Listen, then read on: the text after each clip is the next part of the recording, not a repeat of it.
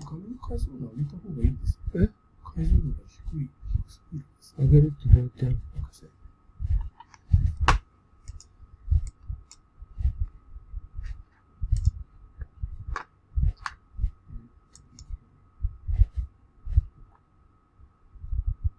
あ、多少なしですね。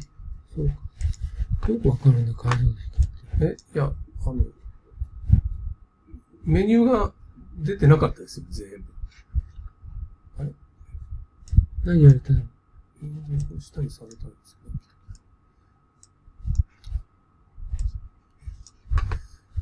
それで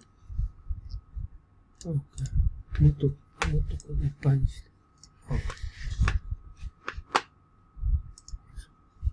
うん。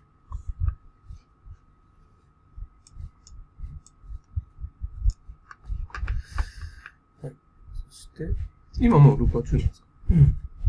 録画された。さっきの続きか？最初から流しちゃったからさっき。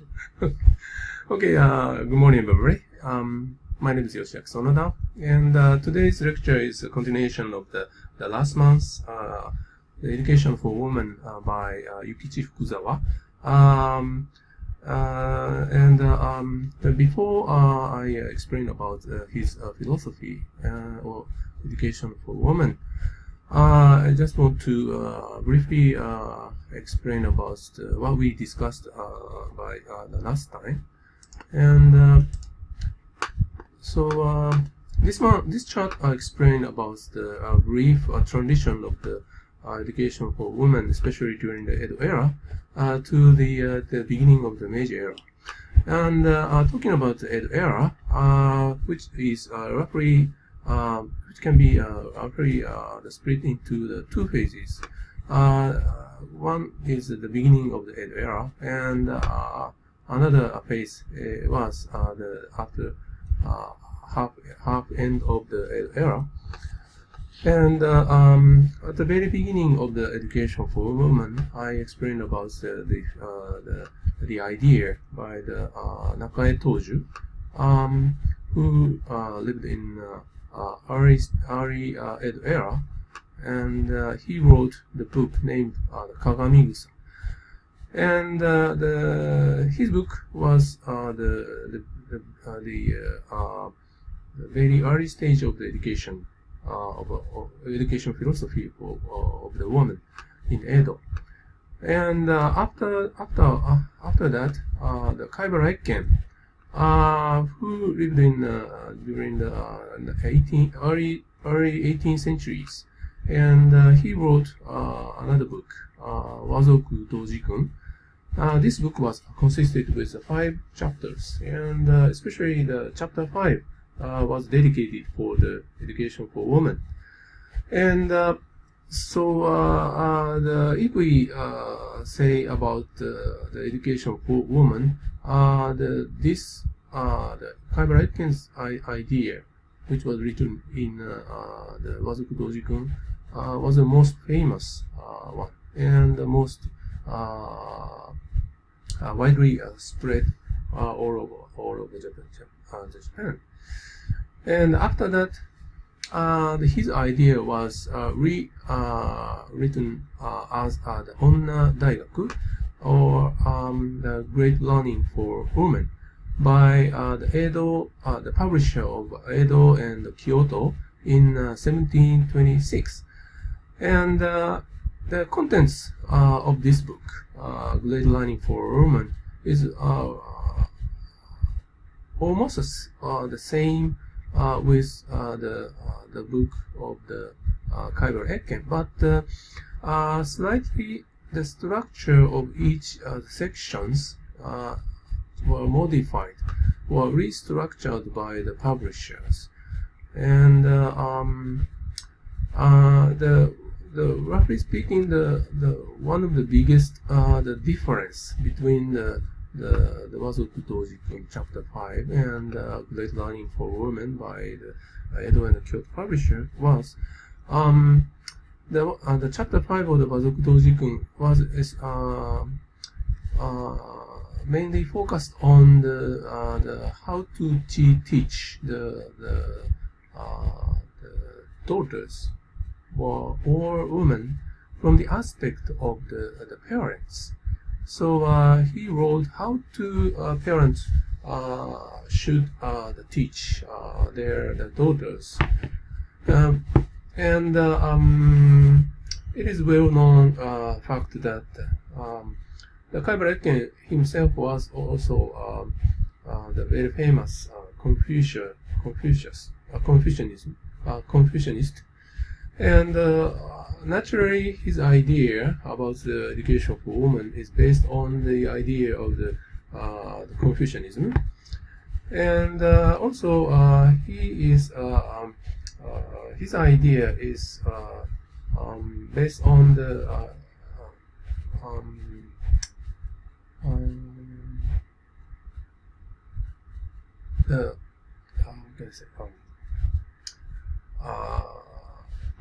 equality between the man and the woman. The chapter 5 was dedicated for the education of women, but the contents was based on his idea about the equality of a man and a woman, so that there's no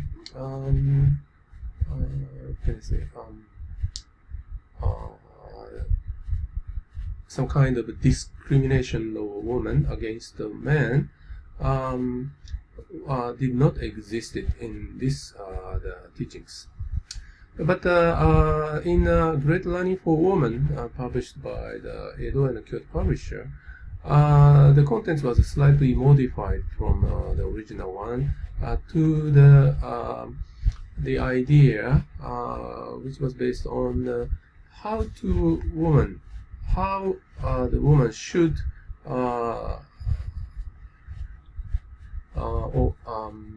should live in his lifetime, and how they should learn, so that the teachings which was written in on the Daigaku, the Great Learning for Women, was focused on the self-education contents for the women themselves. But eventually, this version, Great Learning for Women, was most widely distributed all over Japan, and even very isolated small village, people could find the book of this the Great Learning for Women, and so in such a manner, all over the Japan, his teaching was distributed, and also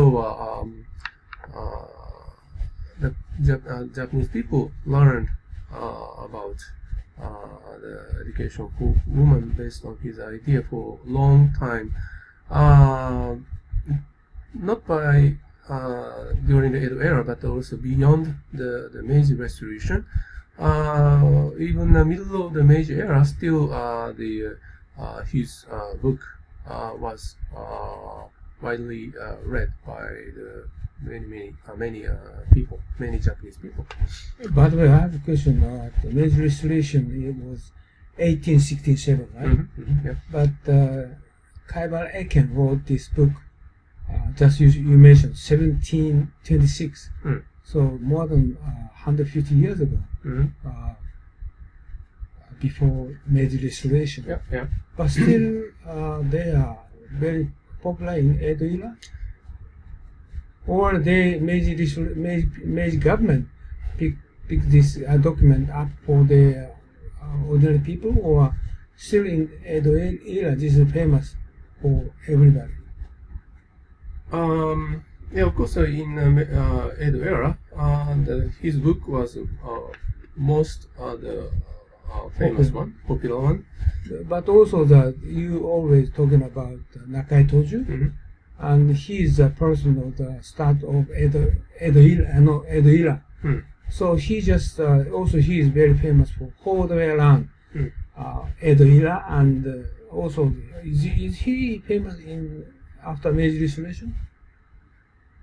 Not much? Still during the Meiji era, his name was well known by the ordinary people through the textbook of the Shushin, the textbook for the self cultivation, and by just before the 1955, just 73 years ago, before the end of the World War II, we Japanese the school, elementary school, have the lecture for the self cultivation based on the teachings during the Edo era, and which was almost based on the idea from the Confucianism. And in that textbook, Nakai Toju was one of the famous and well-known person. My recognition is after Meiji Restoration, Meiji government tried to neglect Edo era's culture, including Confucius and sort of philosophers, our heritage. Mm-hmm. So we lost the spirit of Japan. Mm-hmm. Yep. And already 100 years passed already. But my concern is we try to retrospect Edo era's asset of those people, what they have done, including all those people. How do you think about it? That is the fundamentally true, and all throughout this lecture, I've been explaining about the philosophy or spirits of Japan, and this was mainly based on the idea during the Edo era, and which came from the idea of the Confucianism, and this was the base of our spirits. And after the Meiji Restoration, roughly speaking, half of the idea was abandoned by the government to transfer our nation from feudal era to the modernized the countries. And at the very beginning of the Meiji Restoration, one of the extremists was Fukuzawa Yukichi, and he tried to change from the variety of the aspects of Japan, including the spirits or spirits of Japan, and but some teaching he remained in the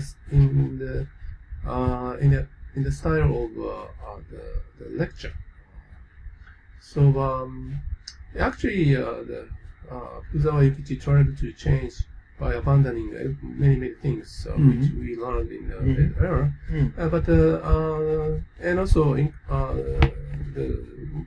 one of the most important thing the Fukuzawa Yukichi tried to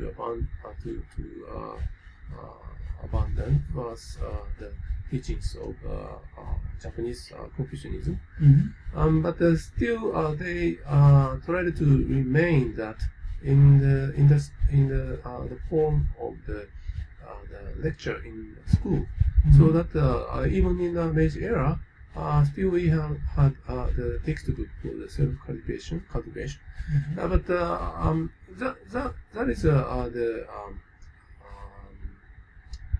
good things, but there was also the bad aspect of that, and that was the Meiji government tried to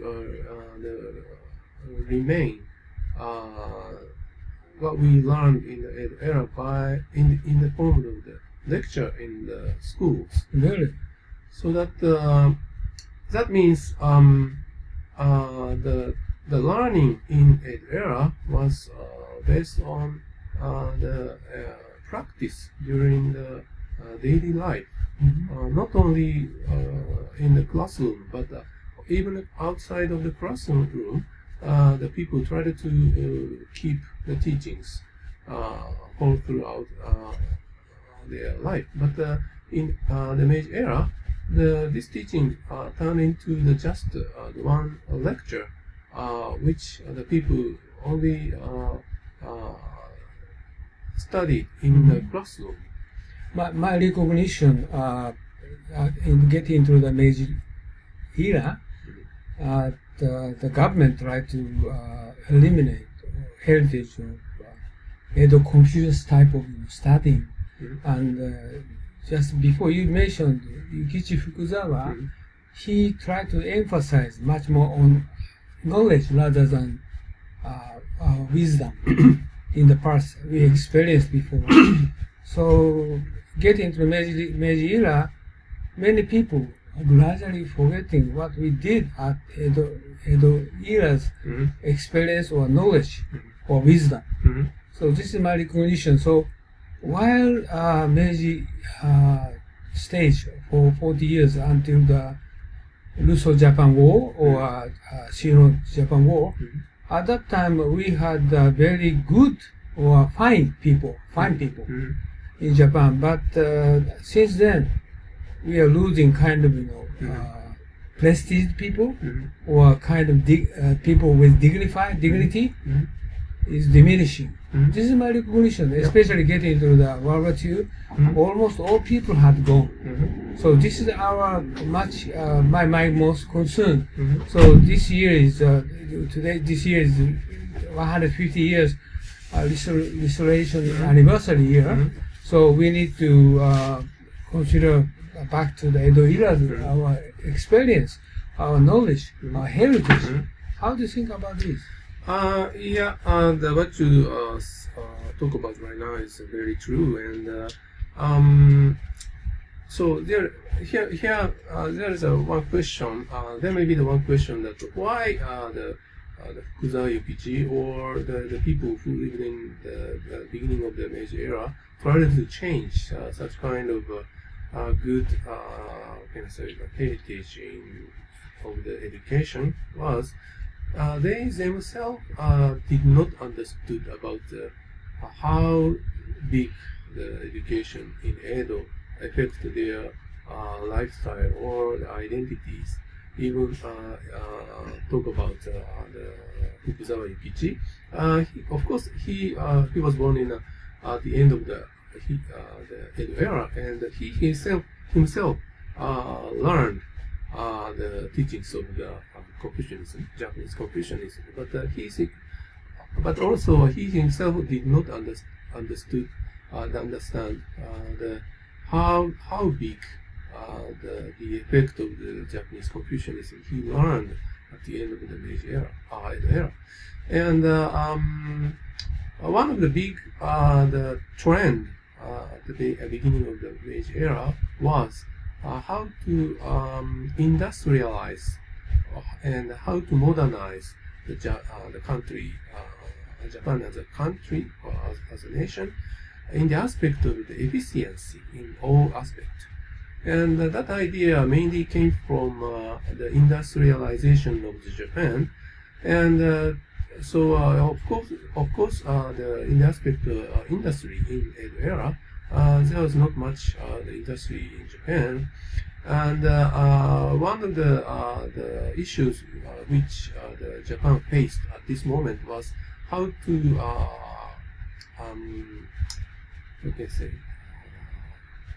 how to be treated as the advanced nations, same with other European nations. And one of the issues which Japan had to overcome was the industrialization. And in that aspect, Meiji government tried to change the Japan, and they tried to import the science and also the technologies of the industries. So the basic idea behind that was to have more efficiency, the efficiency in all aspects. So what you mean then more emphasize on knowledge base rather than wisdom. Oh yeah, that's right. And this idea also extended to the in the field of education also. So apparently the education in Edo era was not efficient in the aspect of the modern education idea. What do you mean not efficient? There's not one of the the aspect is was the Tokugawa shogunate themselves did not have any specific laws for the education of the people, and by the way, Edo era, you said Tokugawa shogunate, right? And they emphasize on how to build the people instead of like a knowledge-based, like a technology or sort of things. They not so much emphasize on those areas, right? And they try to much more concerned about how to build people. Tokugawa Is it? The Tokugawa shogunate itself did not have any apparent the philosophy or directions in education, but they build many schools. No, you mean I think the Tokugawa shogunate. But actually, fact was the Edo era was the most the era which we experienced the big growth of the number of the schools. Yes. And one of the famous one is Terakoya or Tenarai. That corresponds to the elementary school in now. And roughly speaking, the number of the Terakoya or Tenarai in the Edo era was more than 15 or 16,000 all over Japan. But now the numbers of those schools were re-estimated recently, and the number is said more than 30,000 or so. So, but anyway, that was true that we had so many schools for the small kids. But another important fact was that these schools were not established by the Tokugawa shogunate, but the people, ordinary people themselves, tried to make that schools. So that was the important point. And so eventually Tokugawa shogunate itself did not have any obvious directions or philosophy in the field of education. And but they just built several the Tokugawa shogunate operated the schools. One of the famous one is the Shoheizaka technology, or that was started by the Yushima Seido. And there are some other government-operated schools existed. That was true, but that was not, of course, enough for the education for the all ordinary people. This is Shoheizaka School, which is supposed to be current Tokyo University, right? And by the way, how do you think about Terakoya compared with the elementary school after Meiji Restoration? What are the major differences among them? There are so many differences between the Terakoya and elementary school now. And if I pick up one big difference was Terakoya was most of the case operated by one or two ordinary people who are so interested in teaching the children. But the elementary school now was operated, of course, by official or public or elementary school were operated by the Japan government. And another big difference was the Terakoya or Tenai was the place where the children learn not only the knowledge or wisdom, but also the rights or manners all throughout their life. And the method of the teaching those things was also the different. The teacher, or okay, not teacher, but we say master, yeah, お師匠さん tried to teach the young people or children not by the textbook, but they tried to teach the children through his way of living. But while the elementary school now, teachers try to read the textbook in front of the maybe modern 30 or 40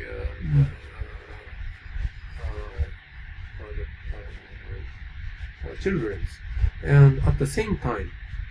And so that was the biggest the difference, I think.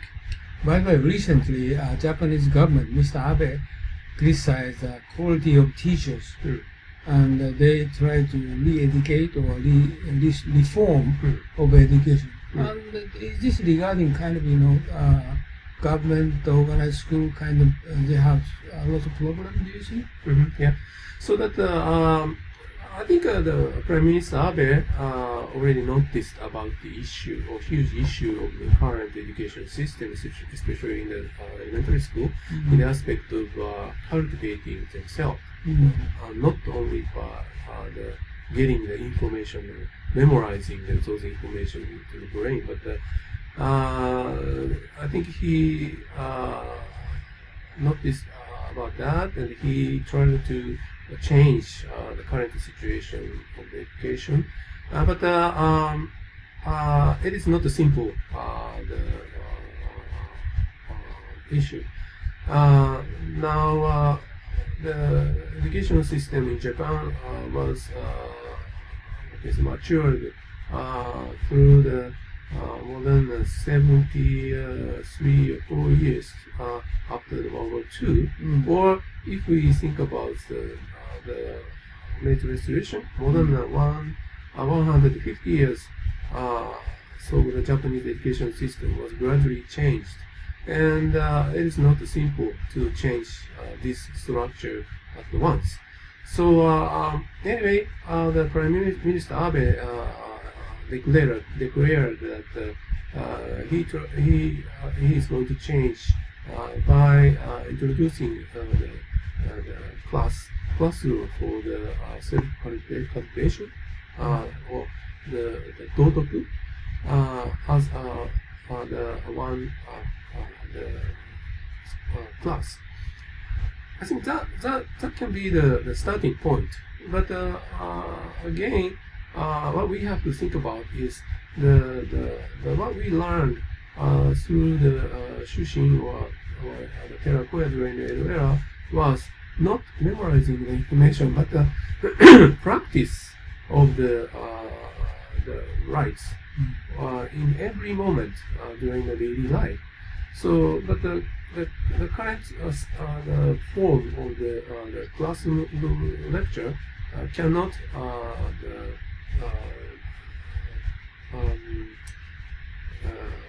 do the same same thing. But at the era, you said they were negative for memorizing. Okay, but actually they did memorize analect of Confucius, and lots of just chanting the past their Chinese heritage or kind of lots of material for them to memorize. And how do you think about this? This is actually after World War II kind of memorization or memorizing or is diminishing, and the education department very negative for those memorizing some kind of things. How do you think? Yeah, actually, thinking about the memorizing of, for example, the analect of the Confucius. apparently it seems that the children try to memorize every sentences in the book.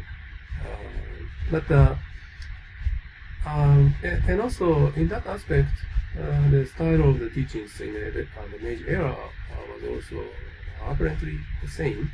But actually, truth was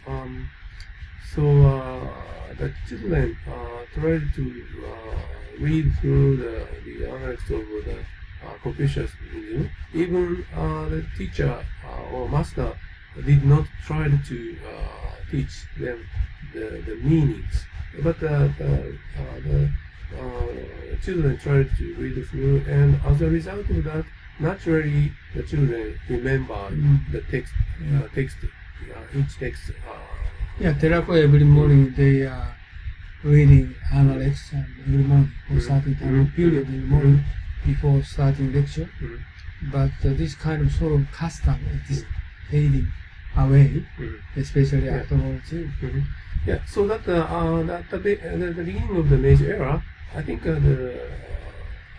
even Fusayukichi did not understand the power of the style of the teachings.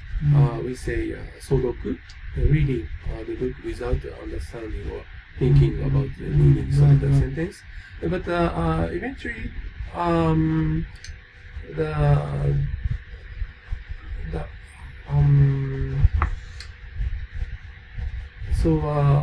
again, the main focus of the education in Edo was the practice in the daily life, and if the children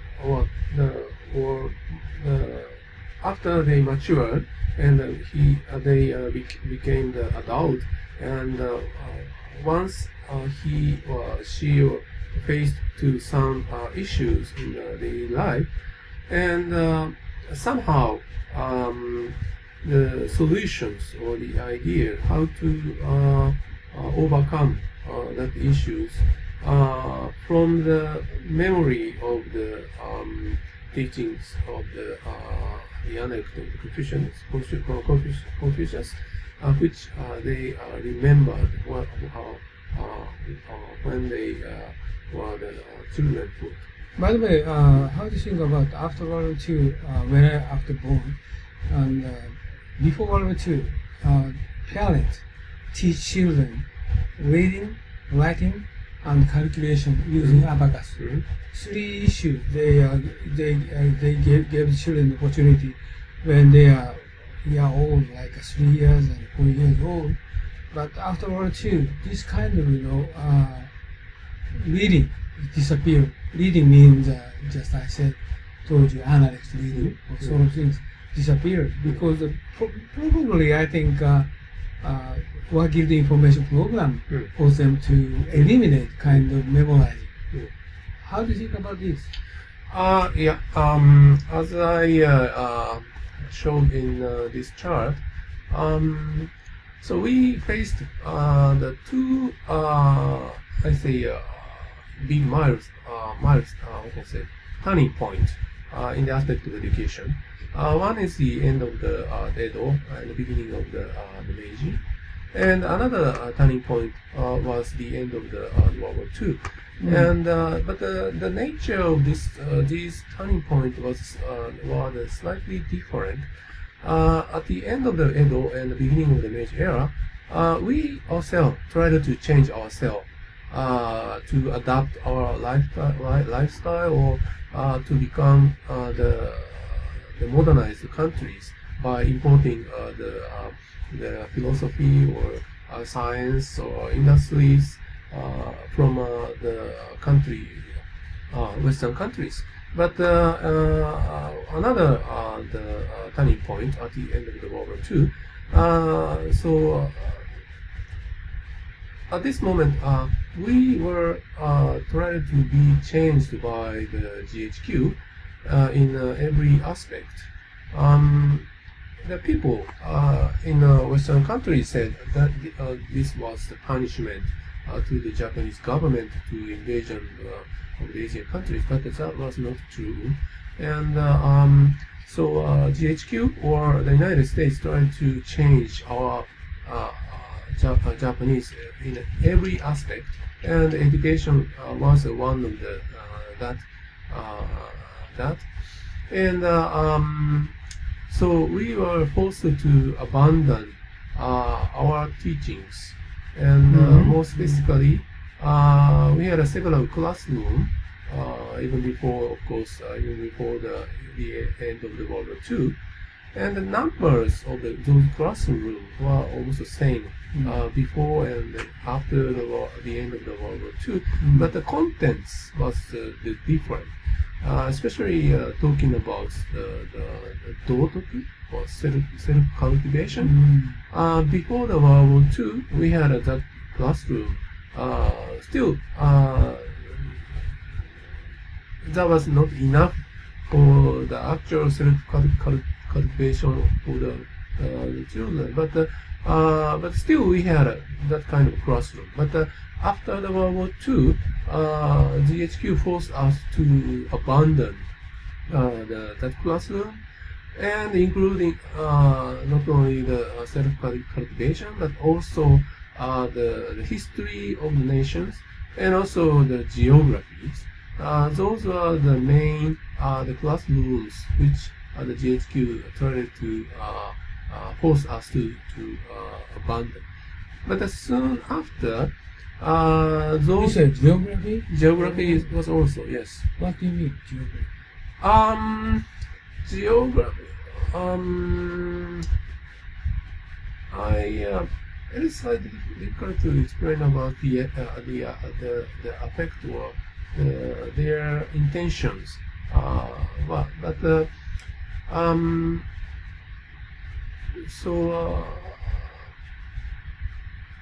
I think the geography is almost the same. The same with the history of a nation and the self-cultivation.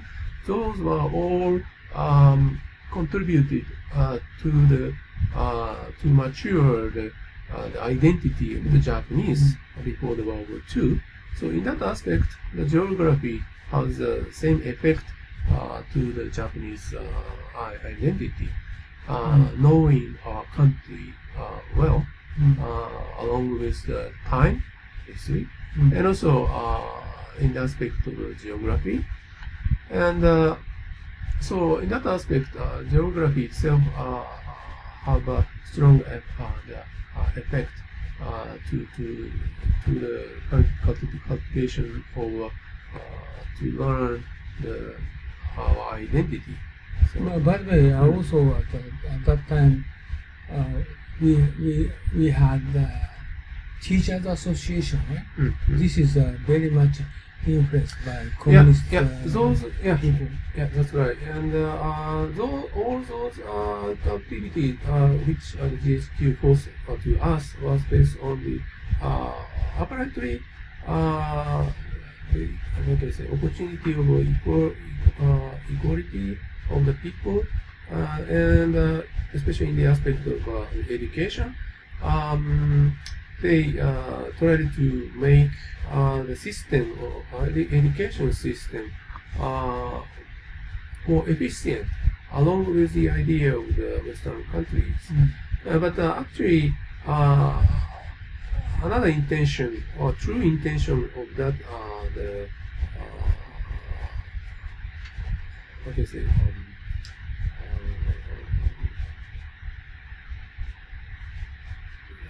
philosophy or directions of the GHQ was to change the mindset of the Japanese, and to accelerate that movement or the traditions.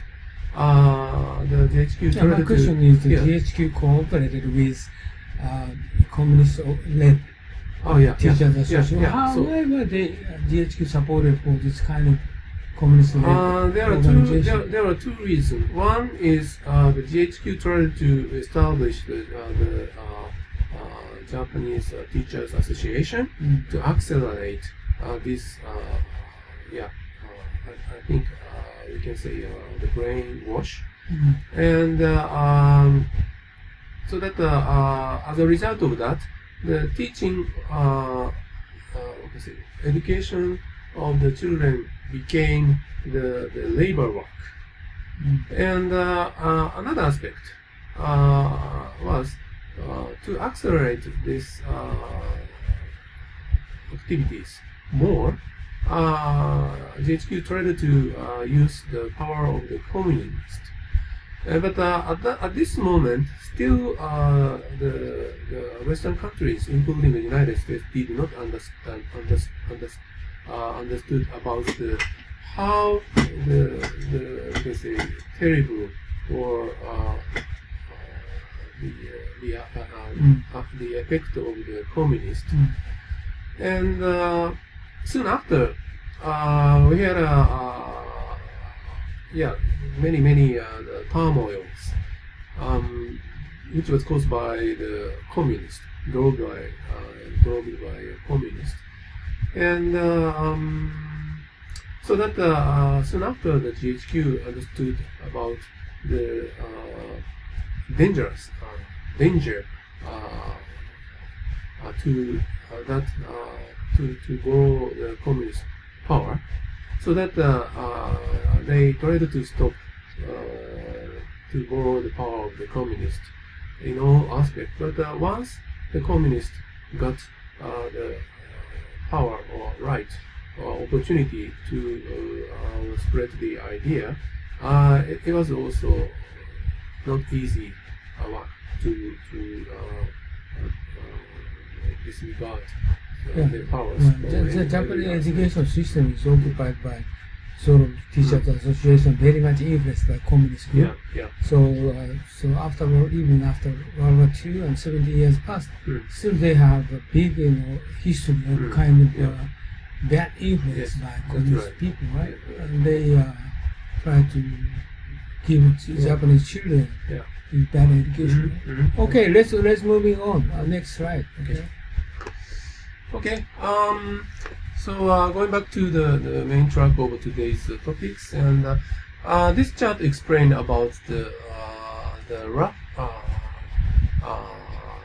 history of the education of a woman before and during and after the Edo era. So roughly speaking, there are two aspects in the education of a woman. One aspect was based on the role model, and another aspect was the idea of the Confucianism. And one of the famous the textbook which was based on the role model education was Tekikitsuroku, which was a Chinese old the education book. There are several chapters in this book, and in each chapters, some the good or bad people introduced, and through their other behaviors in all aspects, this could try to educate the children what was good or what was bad, and especially for the woman.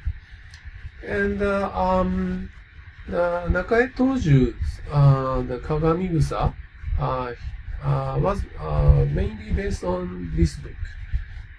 He tried to pick up several stories from this book, and he restructures those stories into the Kagami-gusa,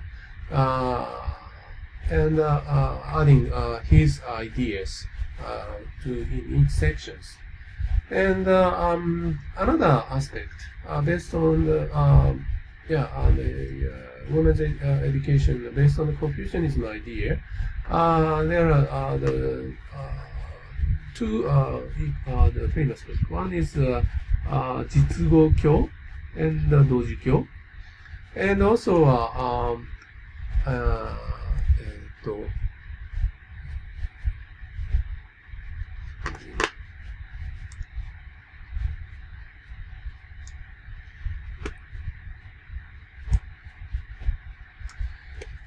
And one is実語教同時教, and another one is the book which was written in the Muromachi era.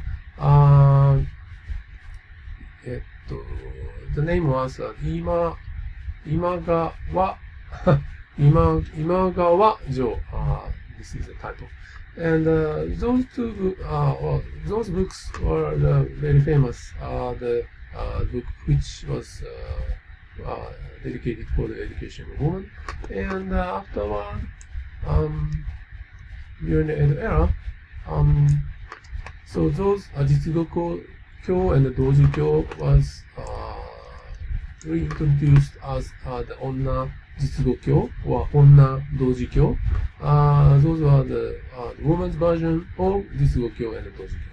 And the Imagawa Jo was also reintroduced in the aspect of education for women as a title of the Onna Inagawa. Onna Inagawa. Oh, by the way, Confucius very much negative saying about woman, right? So what do you mean? What's the content of this book? I don't think the negative, but 2,500 years ago, women they didn't have position in social society, community, and so what he's writing down this kind of book? What the content of this? From the idea, from modern idea, it apparently says about the negative idea for the women educations. One of the big points. Oh yes, last time you mentioned Kamara Eken. She said so women need to obey on men's request or something. So kind of women does not have established that was true. But at the same time, we have to think about the historical background of this era.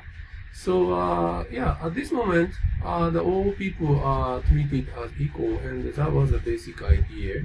Because the lifestyle or life quality was much improved comparing with in the era. And for example, one of the tough work for the woman is to bear the children. So that even if men and women are treated as the same, but for example, employee, so woman employee have to once retires when they had children anyway. So that is a big difference between a man and woman. But because of the improvement of the life,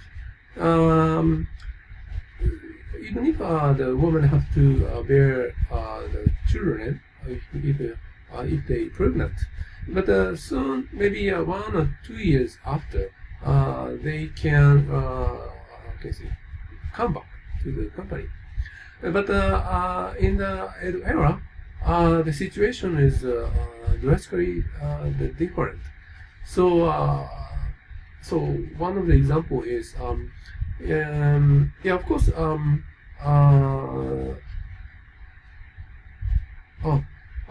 in aspect of the birth from the woman's position, that was very dangerous and terrible event during their life.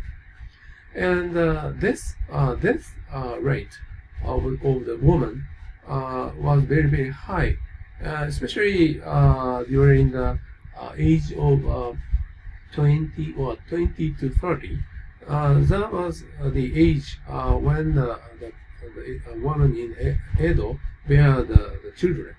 But the bearing the children was the very dangerous also event, so that many of the women lost their life. Why? Yeah, because there's not advanced medical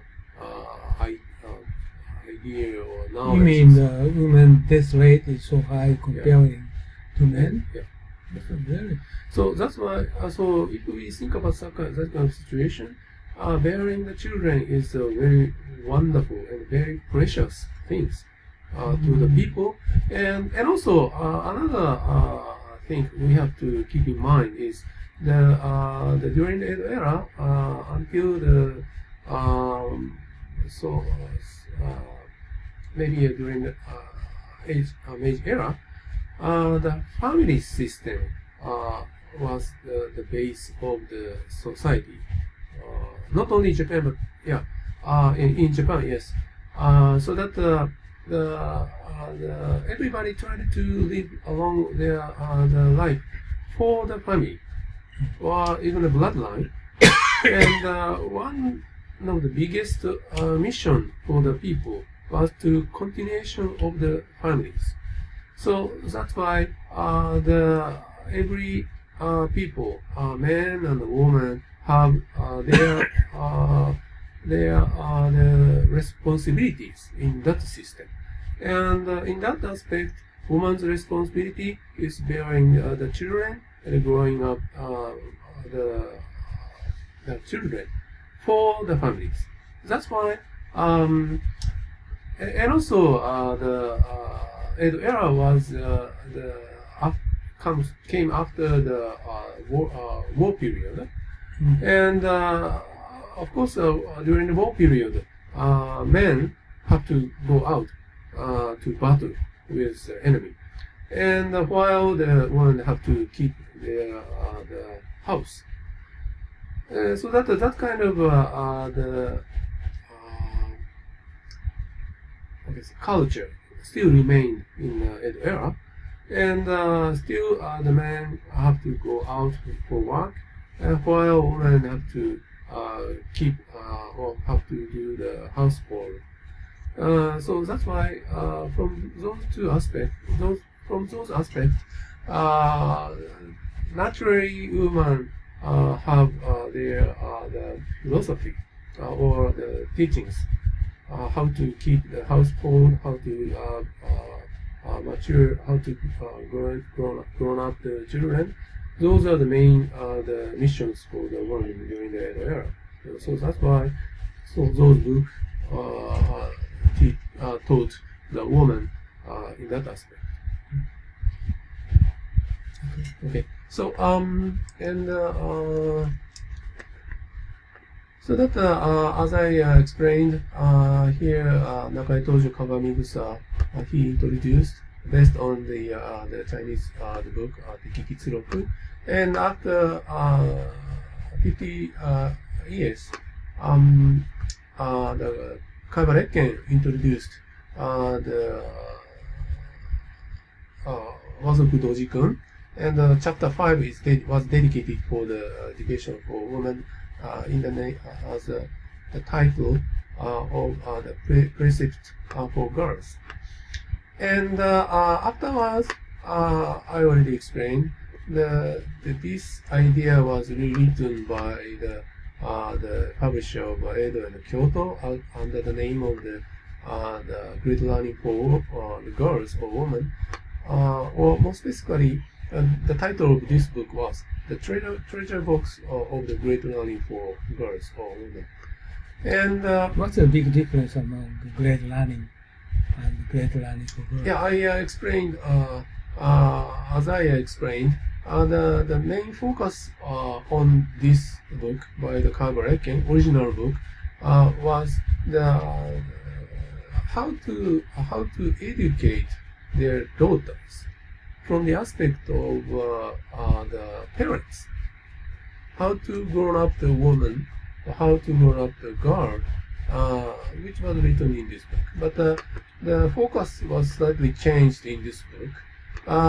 This book was reorganized in the aspect of the self-education aspect. How to learn, how to be the women or girls. This was a big difference between this book and this book. And one thing I have to mention here is again the海野恵一was a great Confucianist, and his basic idea was equality between the man and a woman. So that in this book there's no obvious the discrimination of woman here, but in this book that the important precious the philosophy was disregarded by somehow the publishers, and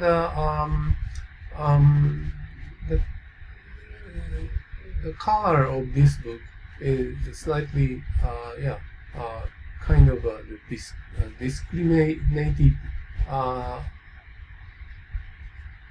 changed it to the somehow the discrimination of the woman against the man. So so I have one question, that why and who changed that idea by publishing this book? That was my big question, but still I could not find the answers to that. But anyway, that was the result on the fact. And after that, after the Meiji Restoration, Fukuzawa Yukichi introduced another new education book, which was the new great value for girls or women, by criticizing the teaching idea in the great value for women in Edo, and by to try to change the people's mind into the modernized or advanced people or citizens of the advanced, the modernized Japan. And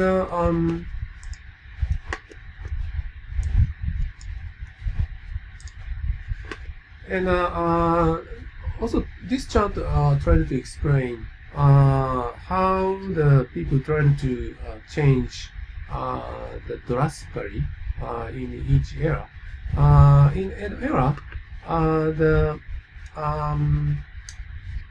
the basic idea for the education of women based on the idea of the Confucianism, and one of the famous person was the Fujiwara Seika and Hayashi Razan, and they tried to introduce the fundamental idea into the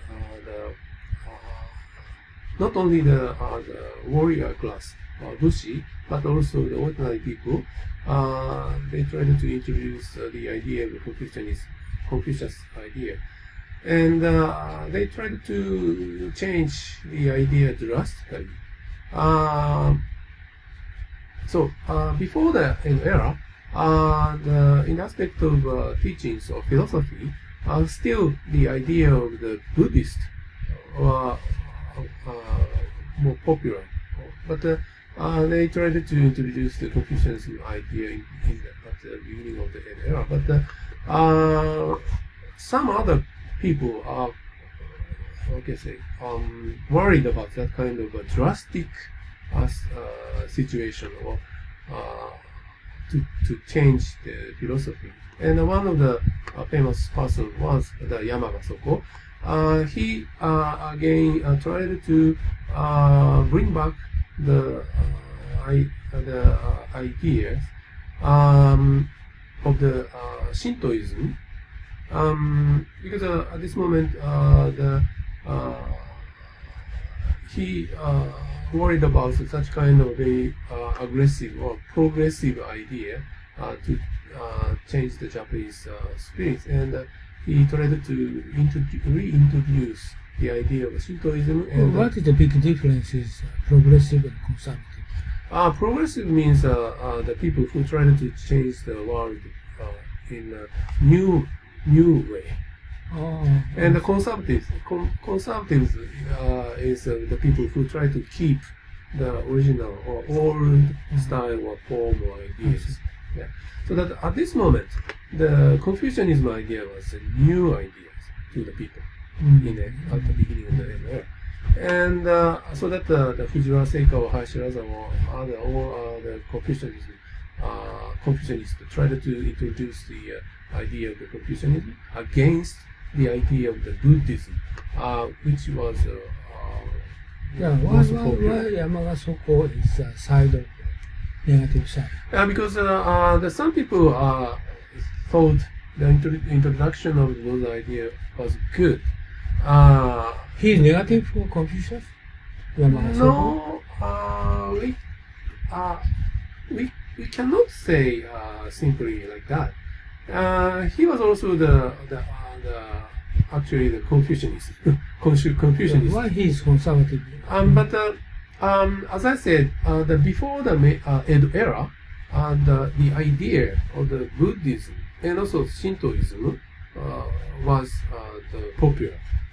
And not so many people knew about the idea of the Confucianism, or the idea of the Confucianism for the ordinary people was totally new for them. And so always there exist the people who care about that kind of drastic change of the society. So that one of the person was such kind of person was Yamagasoko, and he tried to caution about such kind of a drastic change of the mindset or philosophy. And of course, the fundamental idea of the Confucianism was idea came from China. Or in other words, this idea was not developed by the Japanese ourselves. So that he tried to caution about the import of those kind of ideas from other countries, or even he tried to keep their own way of life based on the Shintoism. And the same thing also happens just after the Meiji Restoration. At the beginning of the Meiji Restoration, some people, one of the famous person was the Fukuzawa Yukichi, and he was the most aggressive person who tried to change everything in Japan, or all the things in of Japan remained from Meiji era, and he tried to import many things, and that also of course included the education idea or education system, and also the education for the woman.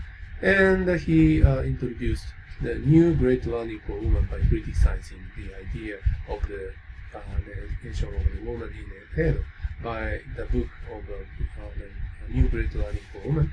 But at the same time, some other Japanese noticed and worried about such kind of very aggressive, progressive idea, and even they tried to keep idea of the original, traditional, good aspect of the Japan in Edo.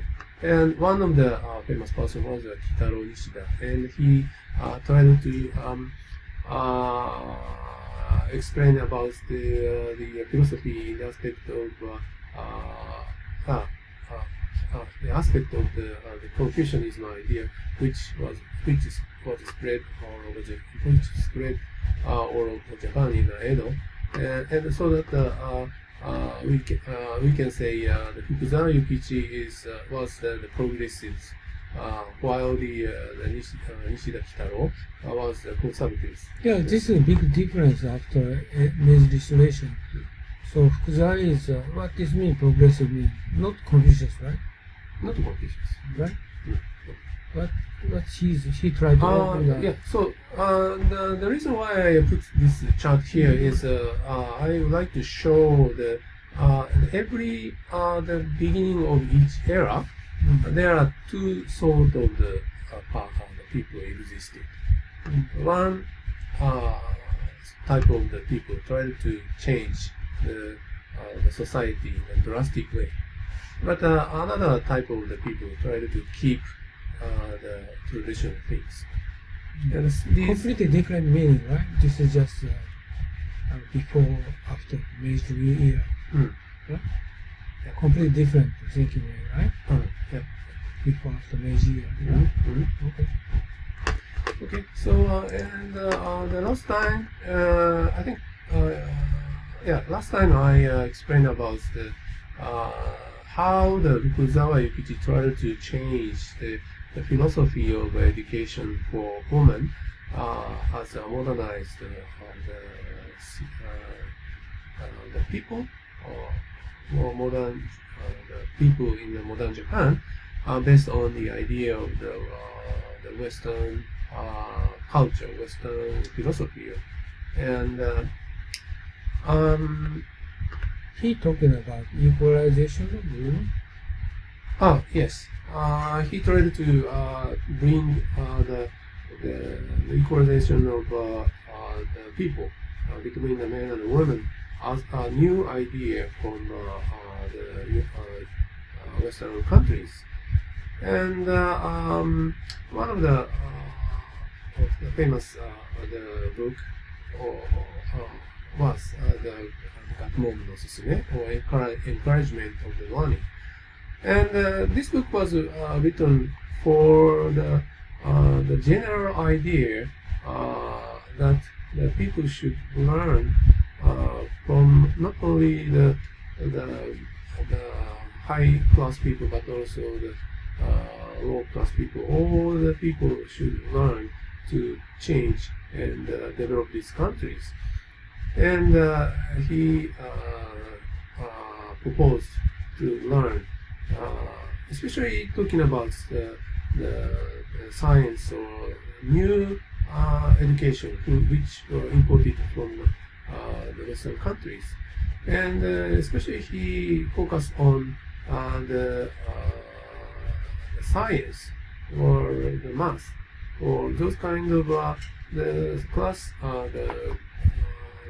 classes which could be the base of the industrialization of Japan.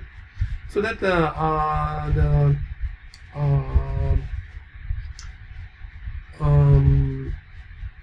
not only the Meiji era but also Edo era, people already learn about many things through the Terakoya or Tenorai. But what Fukuzawa Yukichi insisted in this book was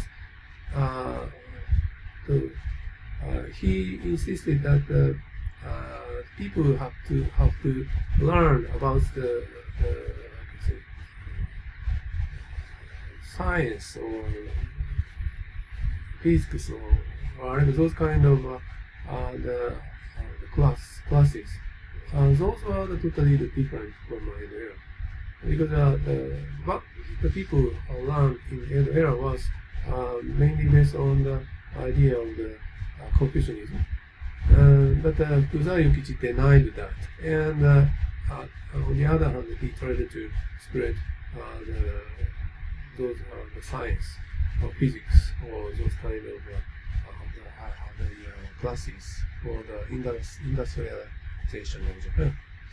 And along with those ideas, he also criticized about the education during the era by the comments on great learning for girls.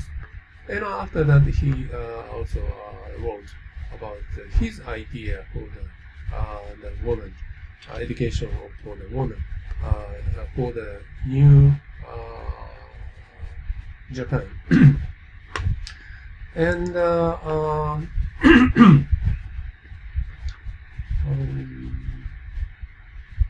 so that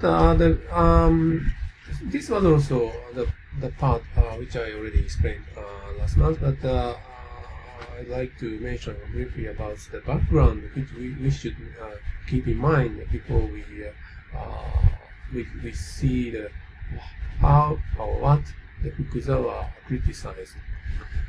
And so at the years around the Meiji 30s, this means about 1897 or so. How the people think about, or what was the system of the society in Japan. Again, the self-cultivation by the great learning for women was the most popular idea. And in this book, and while after the Meiji era, around the 1897 or so, so the Meiji government required people about the spirit of loyalty and patriotism to the Japan of our nation, and also as a result of that, Meiji government issued the imperial rescript on education in 1890, and this was the most famous the text which all the children, and not only the children but also the adults also have to read and memorize. And this was the very basic idea or philosophy of education all throughout the Meiji era until the end of the World War II. And number two is the family system in Edo, and was the very basic idea in the Edo era. But while in Meiji era and afterward, individualism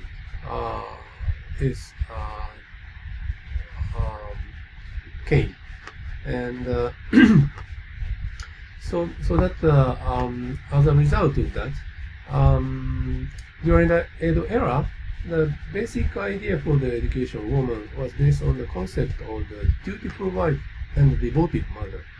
And the reason was, I already explained, that the men and women, both of them have their own each the responsibility for this system to keep their family system. But while in Meiji era, as I also explained, Fukuzawa Yukichi tried to import the advanced idea, and equality of sexes are also included in that. So that one of the point which he criticized was the inequality of the sexes in Edo, and he tried to emphasize the importance of the equality of the sexes by the book of the New Great Learning for Women, and and also there are other two aspects which the reason why the Fukuzawa Yukichi and the other all the people who tried to change Japan as a modernized country was one is in 1899. Before this year, of course we already had so many foreigners from abroad, but they were restricted to some restricted portions to live.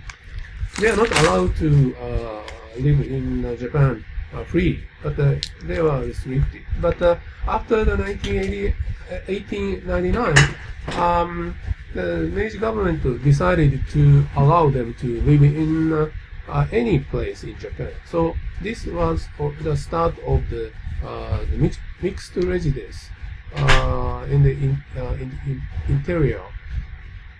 So what this means was before this year, for the ordinary people, it was not the common situation to see and meet or even talk with foreign people. But after this year, there are so many opportunity or situation they communicate with foreign people. So this means on the foreigners, on the side of the foreigners, they could have so many situation or opportunity to see how the Japanese people lives, or how Japanese people pretend, or how the Japanese people think about. So that the Fukuzawa Yukichi or other the people who try to change the Japan worried about this situation. So this means such kind of situation might bring some bad phenomena or bad impression to the foreign people. And number 4 is the civil code was established, and so this was also imported from the Western countries. But so 1899 was the year when the Meiji government issued the civil code. This was the very first moment when the Meiji government had the law for the people. And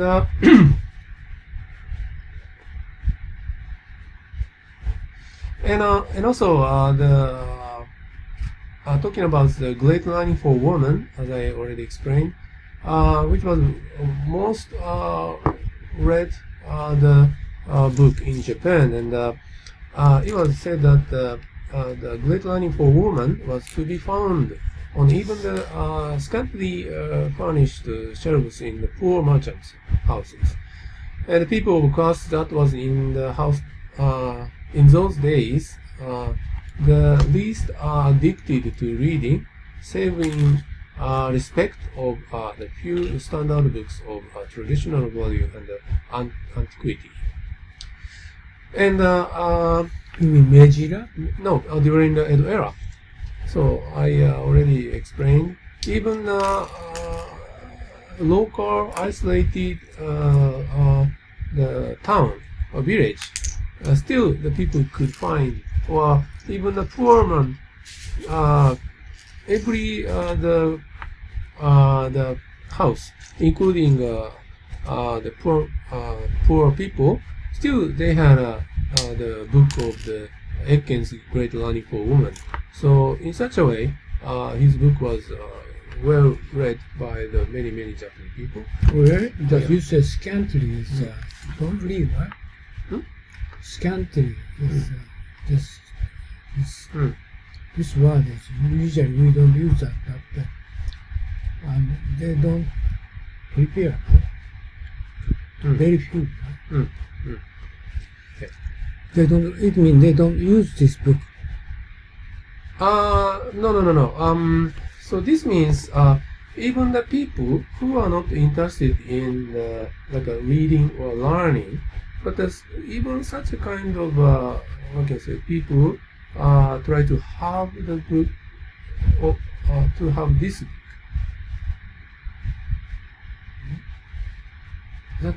That is the meaning of this sentence. So that so the most of the case, the people who don't care, are not interested in the learning or reading. Scantily means not efficiently. It means they didn't use it, right? The scantily means not efficient. Yeah. So that means the meaning of this sentence, scantily furnished shelves. That means so even the people who are not interested in reading a book so much, but still they have the shelves, maybe empty shelves. But even in such a house, so they have this book. This is the meaning of this sentence. So they didn't read the book. No, they read the book. even if the people who are not interested in the reading, but so such a the like I say uneducated people also have this book. Interested in the reading of it. And also while on the other hand, Fukuzawa Yukichi,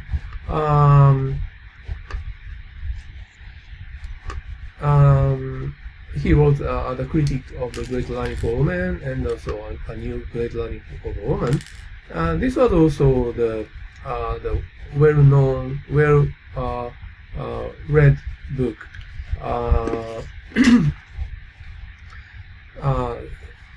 Same, also almost the same with the Great Learning for Women by Kaiba Eken. The book of the Fukuzawa Yukichi was also read by many people. And it was said that this book was published more than 50 impressions, even until the end of the Taisho period. So that how it can be said that how the idea or new idea by the Fukuzawa Yukichi was spread until very recently at the end of the Taisho period. So that this means how the idea or new idea of the Fukuzawa Yukichi affect the mindset or the way of the reading or the education of women greatly until the very recently.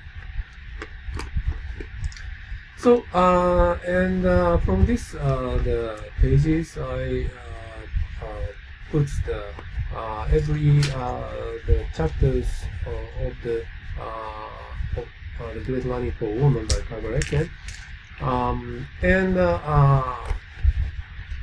each one of the chapter I put also the criticize how the Fukuzawa Yukichi criticized the each idea in a red colored text. And I think the last time I already explained about the maybe chapter.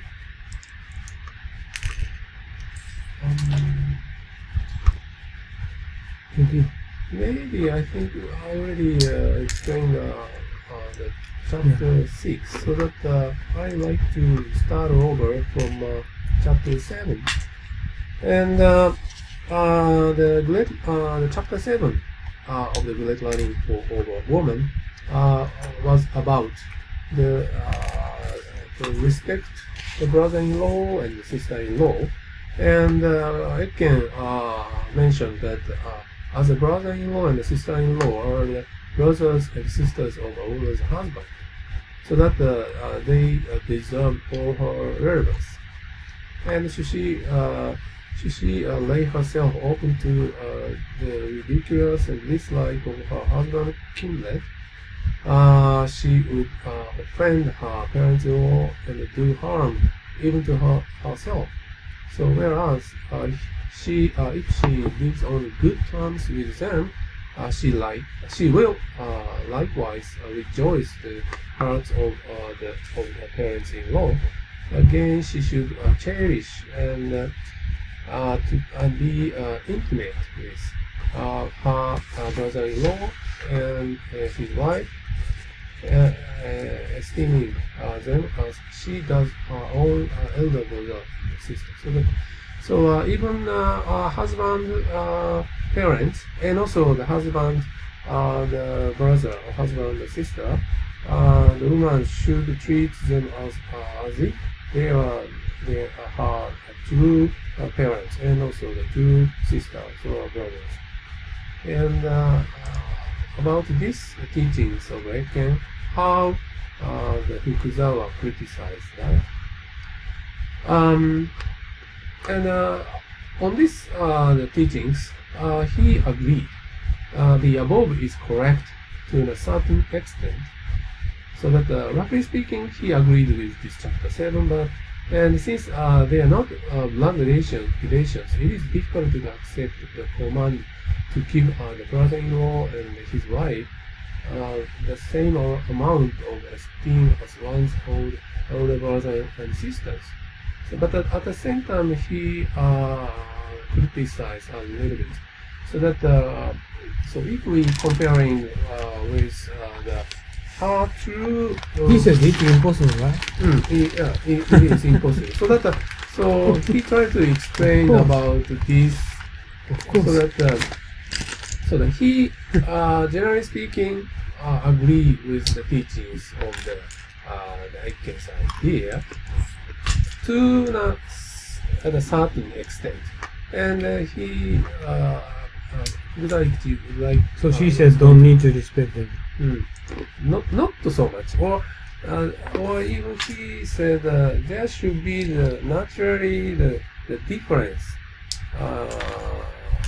how to treat her two parents or sister and brother, and her husband, parents, and sister and brother in certain aspect, because there's no blood relationship, so that it is naturally it is natural that in her mind it is natural that even if there is some kind of a different how to think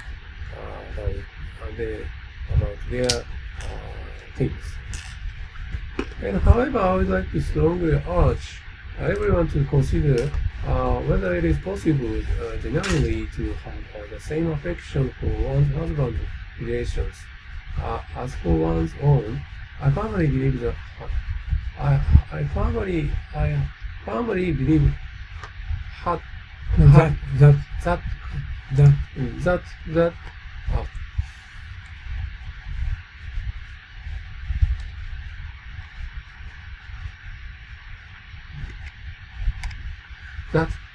the very nature of the human beings makes this impossible. So that so 50% he agreed, but 50% he denied that.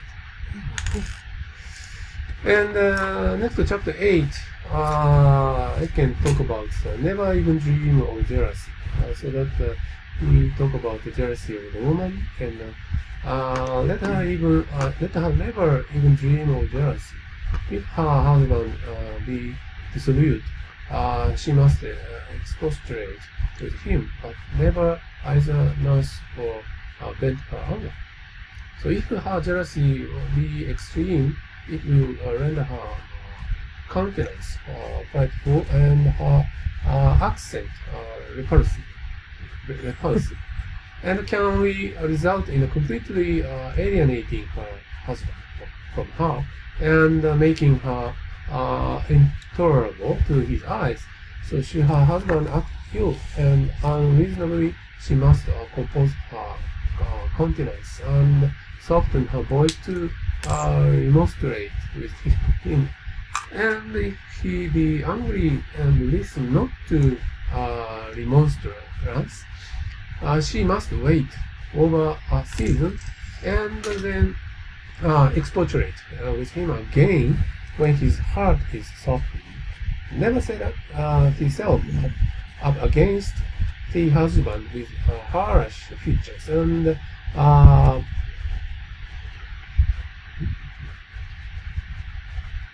boisterous voice. And against this, what can say, the Ikuzawa Yukichi said. So at the first, he criticized about what was the definition of the jealousy, and the jealousy is when we envy to actions of another person, even though this has nothing to do with our own situation, we feel resentful and hostile, and might even reach such a state of the unreasonable fury that we pray for others to be unlucky or wish to harm them. I would certainly diminish against jealousy of this admonish against the jealousy of this type. So that at first he tried to define what the jealousy is, and he said that jealousy is the envying the other people's situation, even if those things doesn't have to do with their situation. So that defining the jealousy like this, what he mentioned is her husband dissolute and immoral behavior attitude clearly has to do with his wife. So that such kind of attitude of husband is naturally have to do with the wife's and infringes directly upon the wife's rights. So that here Kuza tried to mention about the aspect of equality of the sexes here.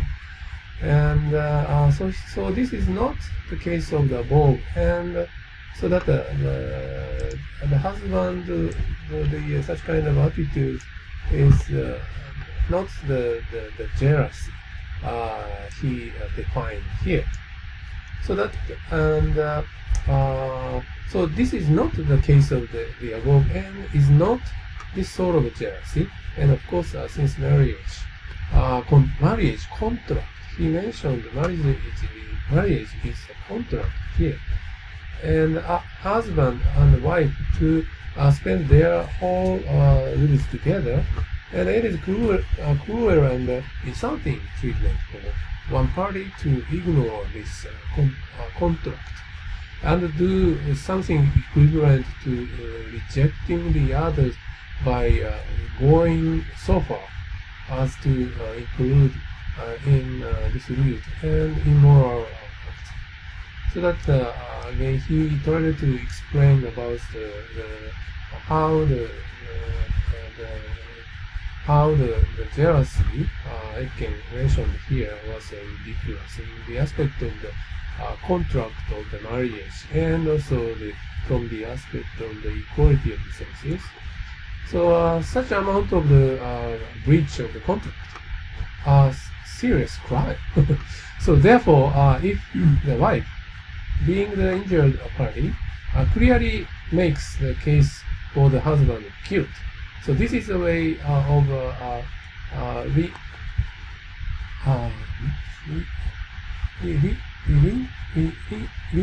relinquishing contractual rights, and not the actions of someone in the passionate source of jealousy. So that he tried to explain about the ridiculousness of the jealousy from the aspect of the marriage contract. And even so, it would suit the customs of the upper class society if the wife made her the case with the softened voice and composed countenance. Such a behavior is natural for a woman, and I myself would dislike anything rough and vulgar. And so that on the other hand, some portion of the explanation I can Fukuzawa told that he could agree with that to some extent, and yet in reality, there is no need for even the smallest sign of the forgiveness or tolerance for the sin of immorality.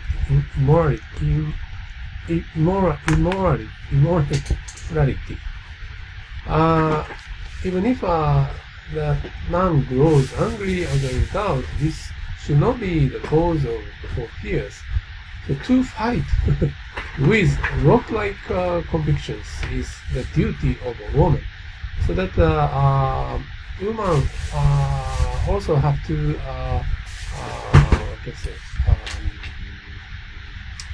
fight with men, even if how the men get mad. He said that this is a right for duty, even for duty for the woman. And the writer of the Great Learning for Woman, here Fukuzawa intended that of course the Kaiba Eken regards such a logical attitude as jealousy. This is a self-defense of the woman's part. And my advice is that she should stand for so that he mentioned the idea was totally opposite from Kaiba Ekens. So he insisted that a woman should fight with the woman, and this is a duty of the woman.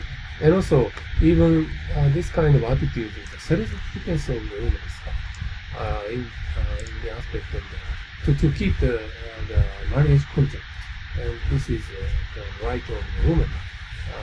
This was the idea of Fukuzawa. And we can do no more than the gas this unwarranted partiality, because he called for the immediate expulsion of any woman who behaved immorally. But here he does an about turn and advises woman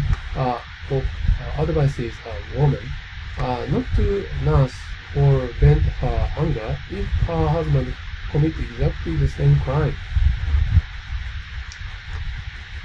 And the writer was ignorant of the gravity of the marriage contract.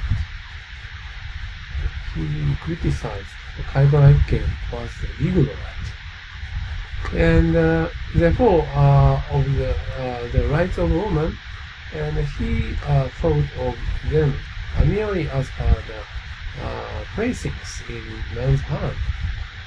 His sole focus was to ensure the subservience, and he wanted them to then carry this attitude to the extent of the overall to even rude and inhuman behavior, as if he was of no importance. If any woman dared to insist on her rights, he would attempt to threaten her into silence by an immediate condition of the jealousy.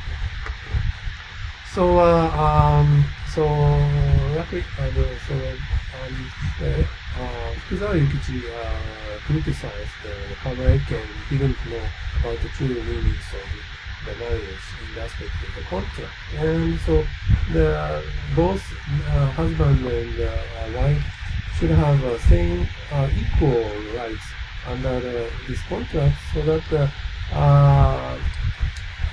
any immoral behavior or attitude should be criticized from both sides, and this cannot be never jealousy.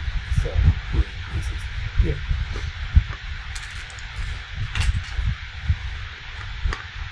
And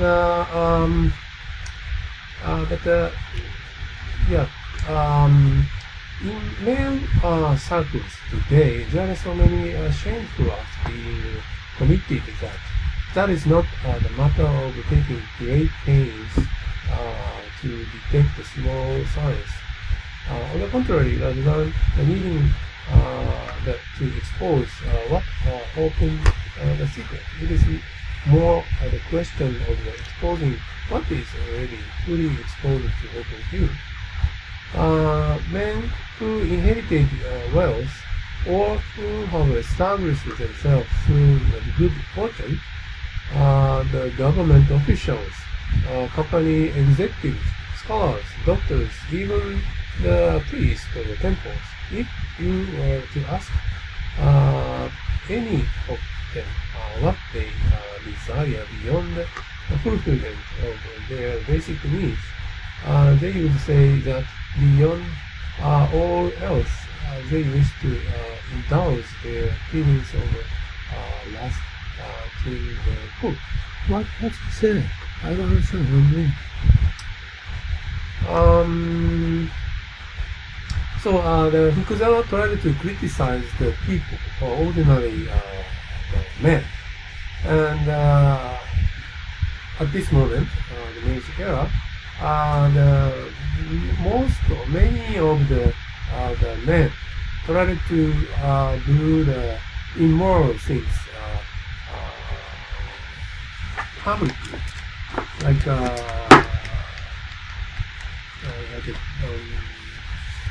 having some like a drinking party with the woman of the restaurant, and this kind of activities are very accepted as a common situation from the society. But he said this is not the good thing.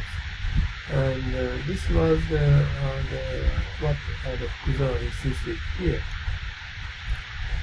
So the Kagarekken insisted only the accusing the woman by the jealousy against the husband. But if the Fukuzawa looked at the current situation of the men themselves already did such kind of immoral thing in the public, publicly. So that he insisted the men's side, men's such kind of custom or attitude here. So that again he tried to insist this is not a jealousy, or so that the human should stand and fight with men. And so they commit, so other, all the explanation is the same.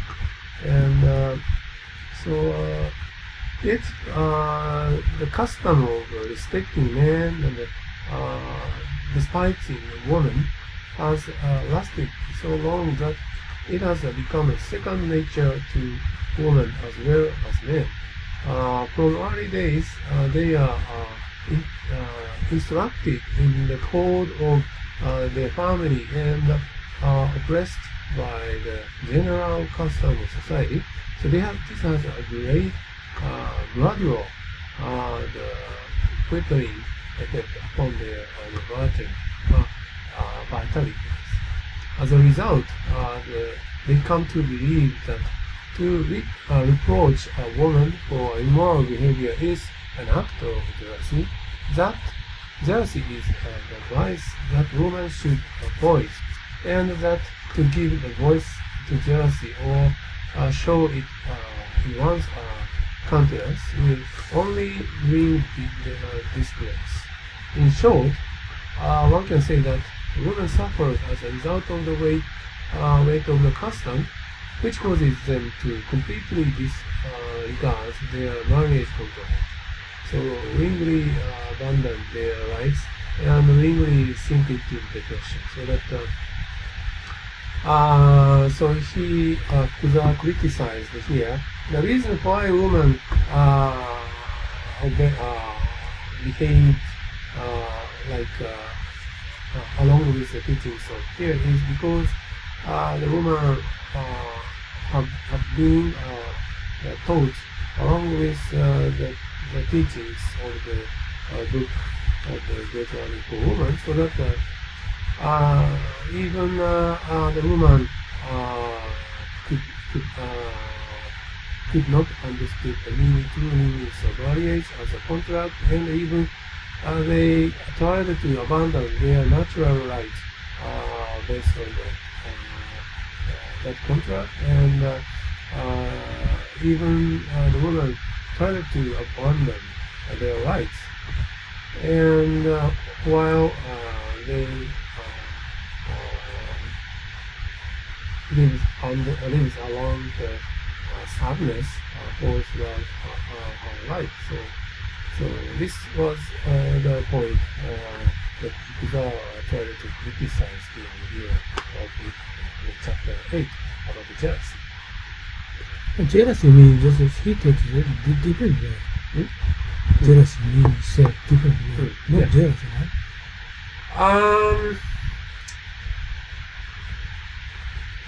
The jealousy here is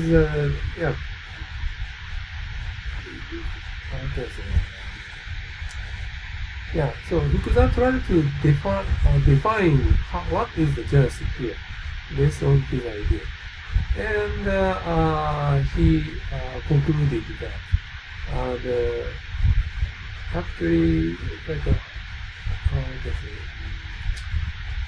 even if a woman get mad on the immoral attitude of a husband, it is woman's right.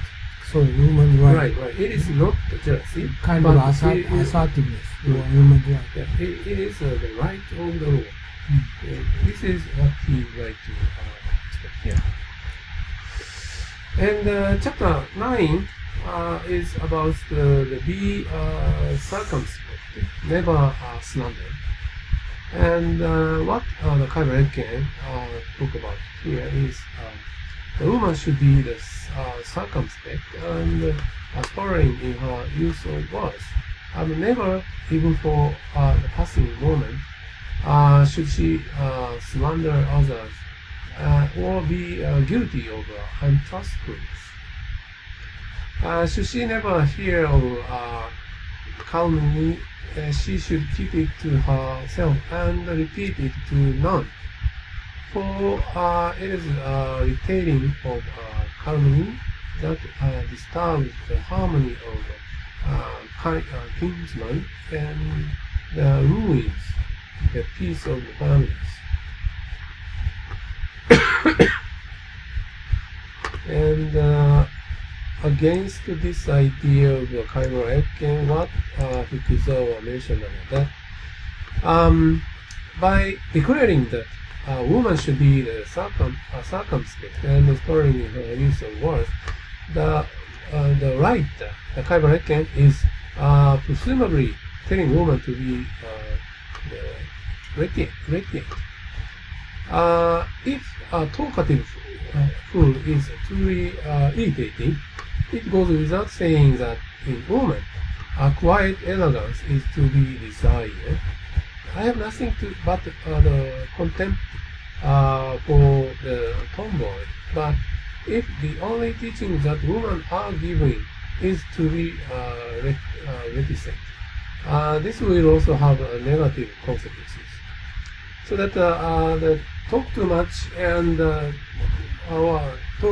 talking louder or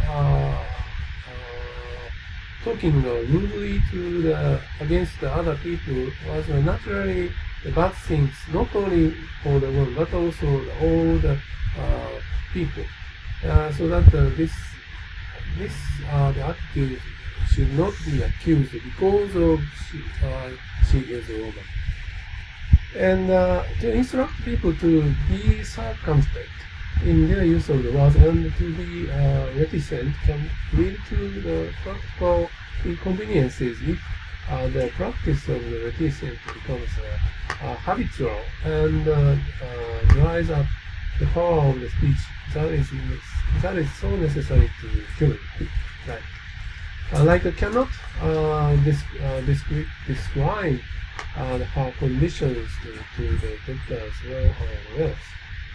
Does it mean speak something? Yeah, so that not to say something?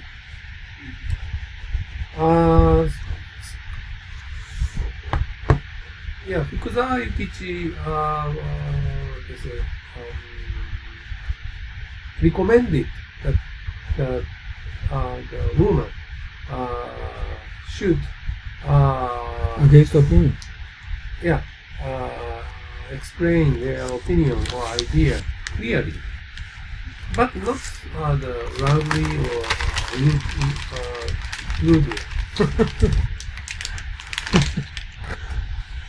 And it is well known that in the past, the woman who served in the private quarters of the daimyo, had an excellent letter writing style, spoke fluently, and were also far from ill manners in their the department.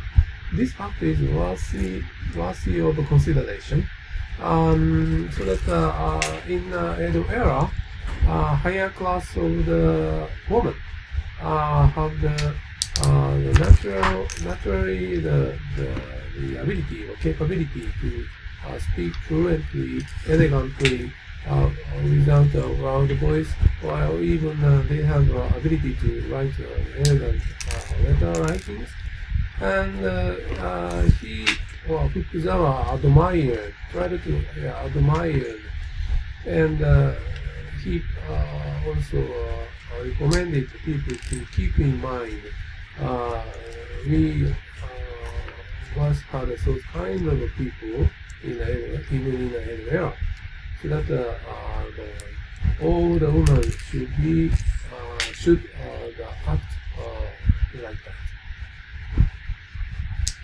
Or in other words, Fukuzawa Yukichi tried to take those kind of women in Edo as a role model for them. And from the early days, they should, of course, practice writing the kana syllabary and receive instructions in composition and letter writings. Apart from this, since the way in which they are educated should basically follow in the step of our daily progress in civilization, they should learn the basic principles of the science, geography, history, and such subjects, which I explained at the very beginning of today's lecture. So he insisted those are the subject, rather than the teachings, what was taught in the Terakoya in the Edo era. And if the family circumstances are added, some foreign languages may be added. So they should acquire a general familiarity with the domestic and foreign events, enabling them understand educated converse. So that this is a fundamental idea Fukuzawa tried to explain in his book of the recommendation of the learning. But the nature or the contents of the learning was slightly different from what we learned in the Edo era. Again, what we learned in the Edo era was self-cultivation through the teachings of Confucius by reading the 4 books and 5 classics, and also we were taught to practice those the teachings through the daily life. So this was a very big difference between his recommendation and what we learned in the Edo. And when they converse themselves, they should be able to communicate effectively, even if they did not have anything profound to say. And it is regrettable that throughout the great learning for women, there is not even one reference to the need to train the woman's intellect. So that again he criticized the idea in the great learning for women because the Kaiba was not trying to teach the importance of the training of the woman's intellect. And chapter 10, Kaiba talk about the woman's behavior. A woman must be even on the alert and keep a strict watch over her own conduct. In the morning, she must rise earlier, and at the night, go late to rest. Instead of sleeping in the middle of the day, she must be intent on the duties of her household, and must not weary of weaving, sewing, and spinning. Of tea and wine she must not drink overmuch, nor must she feed her eyes and ears with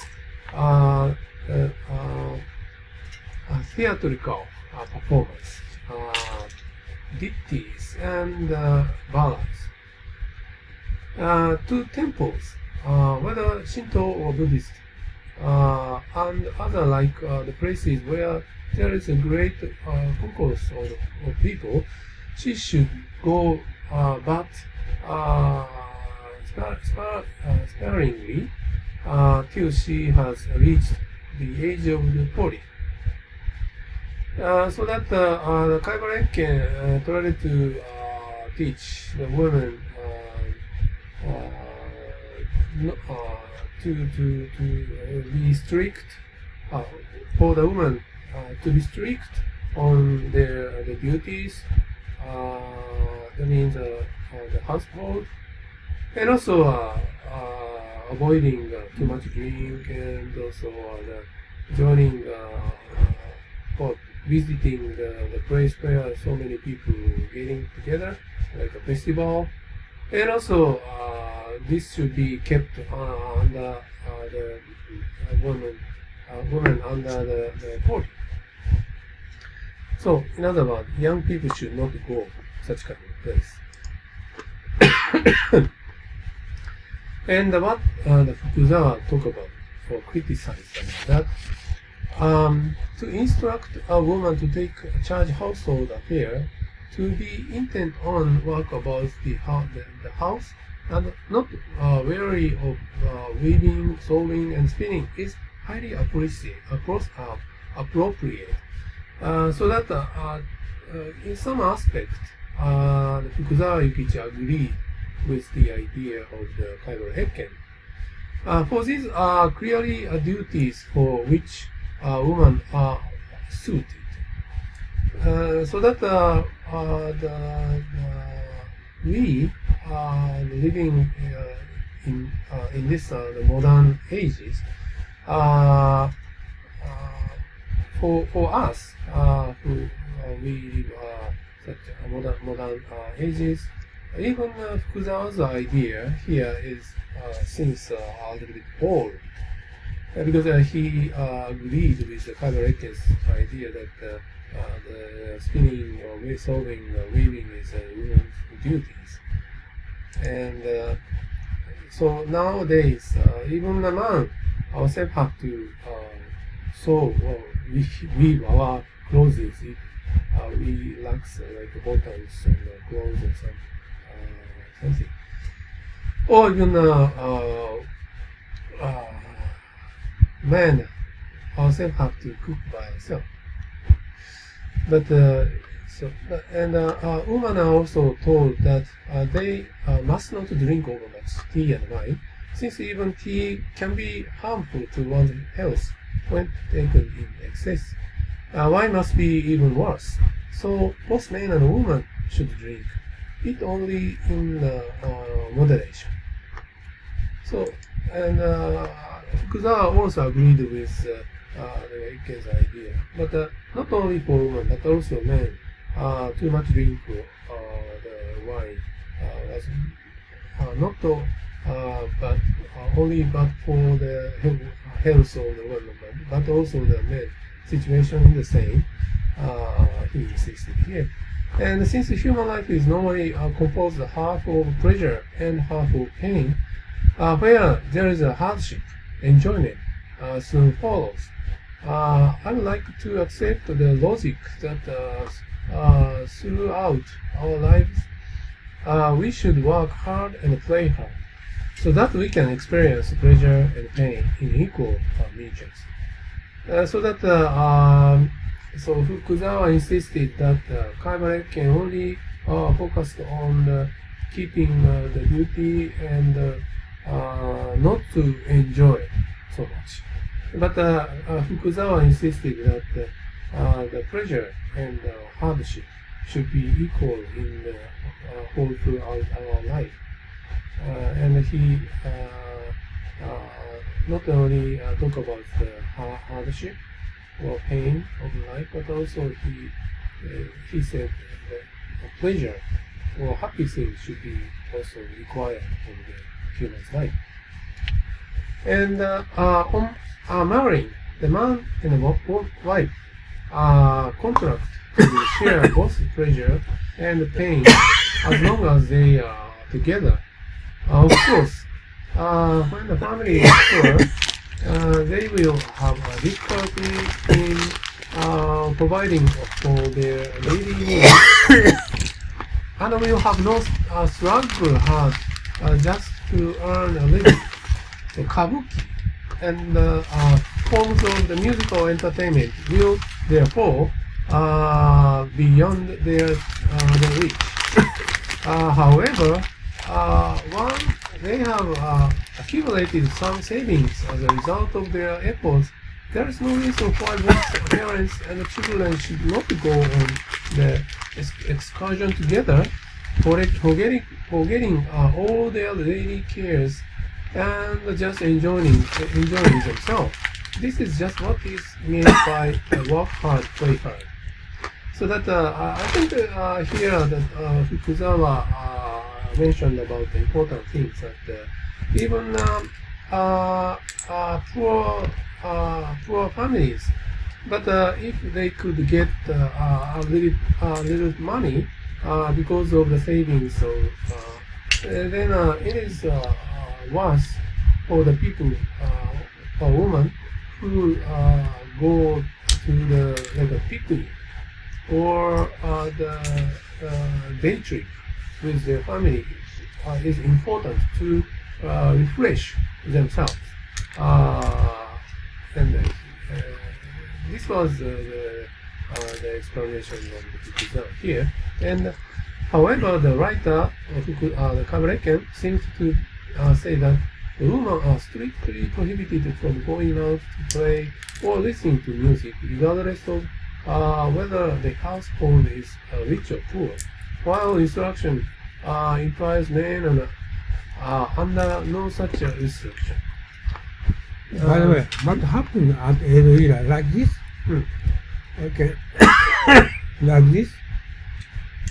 Kabareken, he proposed like more reluctant to women working on more active legal house. He don't do that. He said, but actually, what happened in the era? I think actually Kabareken taught us taught women that the woman should be strict on their daily life and aspect of the household duties.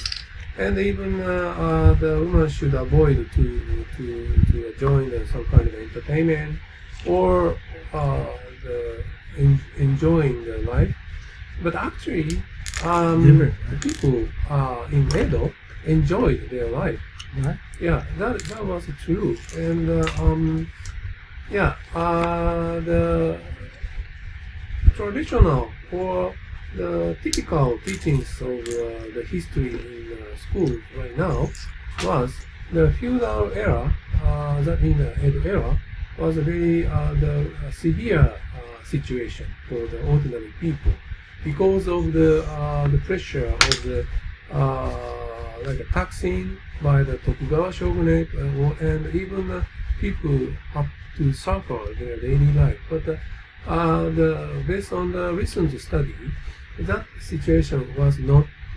It turned out that that kind of situation was not true, or even the people enjoyed, and the people's quality of life were considerably high rather than we thought in past. So that actually I can talk about such kind of teachings to the women, but actually he enjoyed most of the case their life even during the era.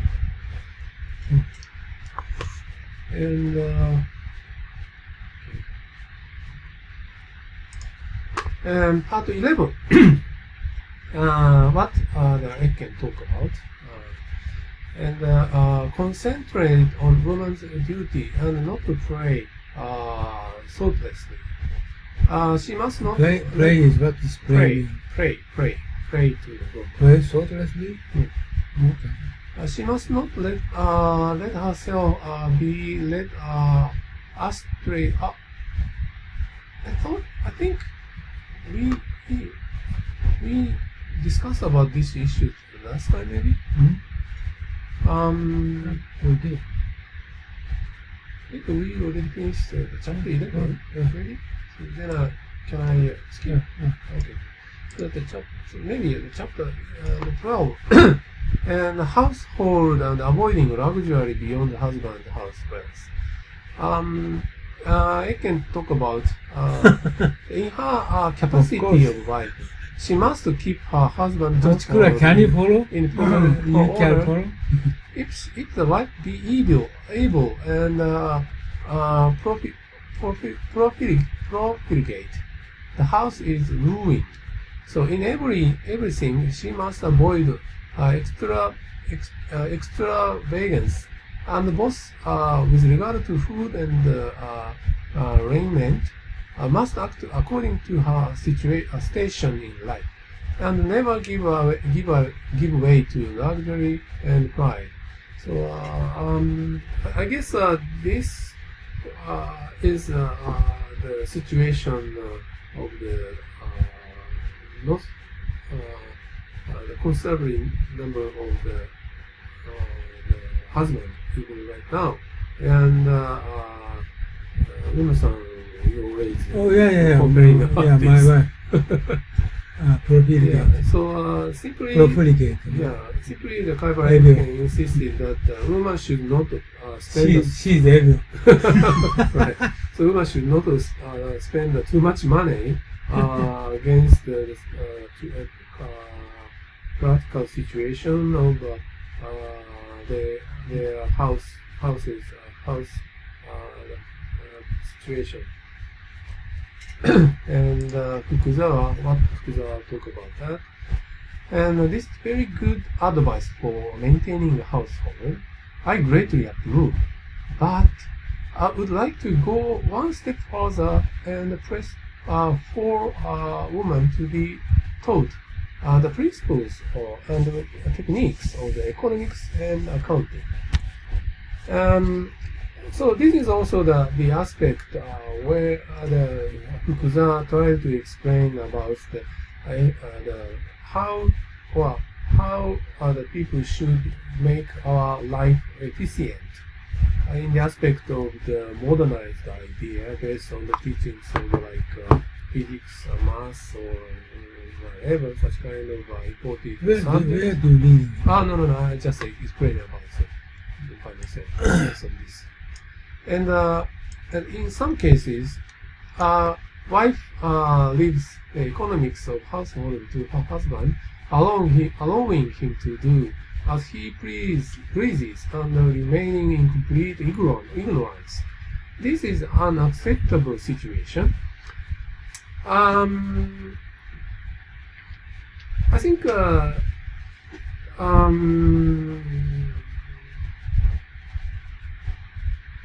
you cannot say this is good or bad.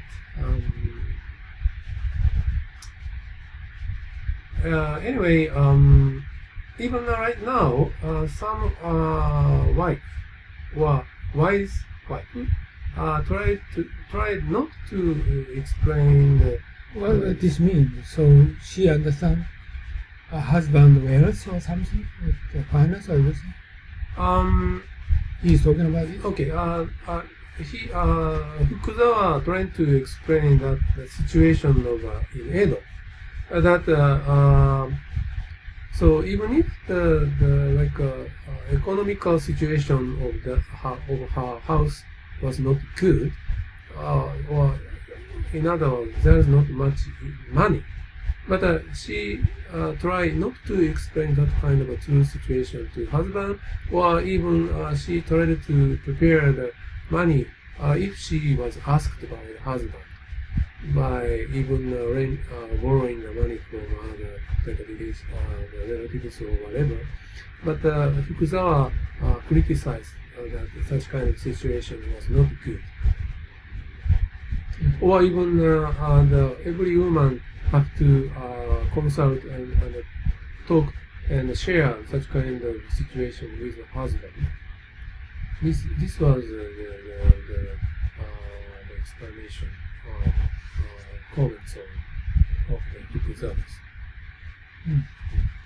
And there are many the reasons. There are many reasons for the powerlessness of the Japanese woman, but the reasonably for their lack of the attention to the economics of their household lies with the inadequacy of the education they received from their parents before marriage. Okay. And they they are provided with the classes in calligraphy and various artistic accomplishments, but their parents bring them up without any training or guidance regarding economics issues. In fact, they strive to keep them in ignorance of such matters. Okay. And finally, this upbringing has condemned them to the misfortunes that praise from such a lifelong oblivion. So wife does not know the level of economy of this family, right? So she should know that. Right. Okay. And chapter 13, separation between the classes and the sexes. While young, she must avoid intimacy and this is famous one, right? Yeah, very famous one. And the familiarity of her husband's kinsmen, comrades, and retainers, ever strictly adhering to the rules of separation between the sexes. And on no account, wherever should she enter into the correspondence with a young man. And what Fukuzawa talked about it was, the writer's intention must be to ensure that women avoid suspicious of misconduct. But there is no need for women of noble spirit to fear suspicions that are based on their own outward appearance. I hope to guide women's thinking,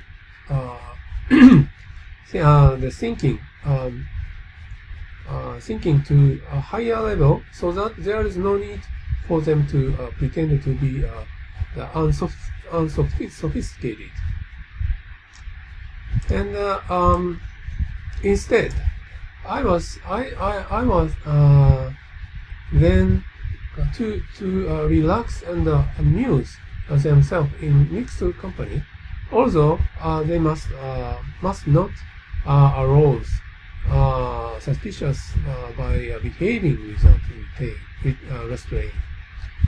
So.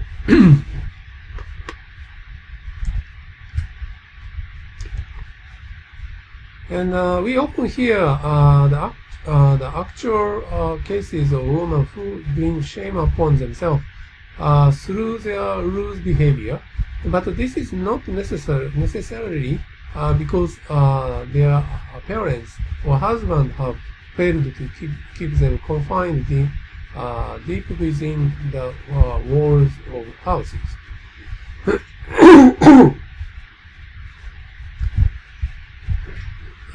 So that the Fukuzawa insisted that women should not be protected physically by keeping them not to go out by the husband or by family. But even the woman also should have to go out proactively and communicate with the people. And only the women should have care about was their attitude, not to lose their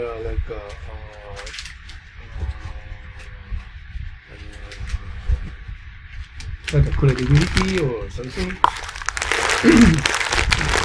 Because of the care about their attitude. And but it cannot be denied that the fact that but it cannot be denied that the fact that is most likely to lead people astray is the family spirit. So that because I try to more importance not only on the such kind of so-called ridiculous rules, but he even would like to big importance on the family spirits. So he often mentioned about this things, family spirits in this his writings in criticism of the great life for women. And a child may grow up in the disorderly and abnormal household where the father is strict, but only in the sense that he scolds other people, while he himself indulges in all sorts of the indecent acts. That's me, indecent acts. The Fukuzawa criticized the father's attitude. So Kaiba insisted that the children should be taught strictly along with his teachings. But Fukuzawa criticized that even if father is very strict on their children in the aspect of the teachings, but if the attitude or behavior of the father is not good, eventually that kind of attitude of the father brings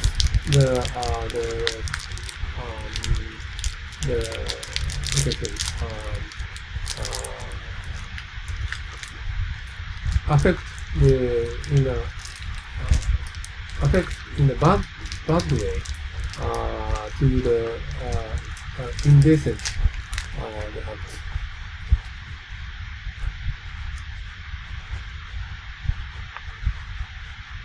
Okay, can I make a second? No, I don't understand.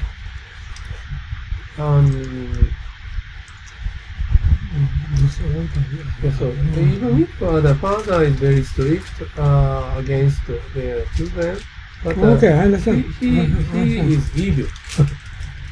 And eventually He's not the example. He's not the example for growing children, right? He cannot be a teacher of the children. It's bad. If his attitude was bad, or even worse, even such kind of bad attitude or bad things affect not only for their children but also his the indecent will be affected by that kind of thing, attitude. And in extreme cases, children with the same father but different mother may all live together, observing the words and the actions of the single fathers and the multiple mothers all day long. When the girl with such a background marries... Wait a minute, in extreme case of children with same father but different mother may all live together. Yeah, because in Edo era... observing the word and action of the single father and the multiple mother all day long. So what do you want to say? This is generally say fact, right?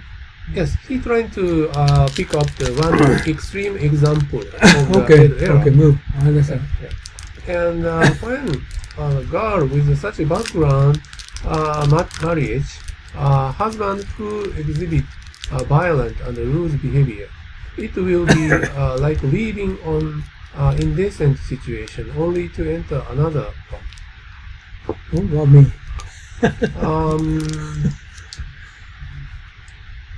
Okay, so if the girl who grown up in such a house, and who get married with the husband, and the husband was the violent, and also same attitude with her parents. This situation is very ridiculous, as if a woman can leave such a kind of not good family. But again, she is going to another bad family. Isn't such a situation ridiculous? This is what the Kuza would like to explain here. What, me? So girls who grown up in such a family, this is not a good situation for her. But if she grown up in such a family, then after he get married with the violent, the immoral husband. So this kind of situation is getting out the bad family, but again she moving the same. Getting to the another bad family. The same. So this is such a ridiculous situation. This was what Fukuza insisted here. So immoral behavior is virtually unknown in women who have been born into pure and upright upright homes, brought up by pure and upright parents, and married to extremely pure and upright husband. Therefore, any household head who wishes to encourage his wife to maintain high moral standards must first create a wholesome family spirit by behaving correctly himself. So, as I said, he mentioned the family spirits somewhere. And he again mentioned about the family spirits, wholesome family spirits is important. He again mentioned here. So this is the key point to make the family atmosphere good. And this should not be only subjected to the duty for the woman. This was what Fukuzawa insisted here. I can see no point in instructing women not to correspond with men, regardless of the situation. I can only laugh it off as ridiculous talk. So that he finally concluded that the teachings of the Kabbalistic with such a kind of sentences are just ridiculous and nothing more. Okay, let's go to lunch, and after going back, and we're going to continue some more. Okay. How many slides for this one? Many, right? Many. Okay, let's go to lunch and we'll continue because Ed will come this afternoon. Okay. Okay. Okay. Could you follow that? Huh? So. It's very difficult word. さあ行きましょう。Okay, just let's break. 午後から行かないですか？仲間が臭い。あれ？これどうなってるの？これ。冷たい、これ。どれだっけ？これかな？あれ？真ん中辺。もっと左。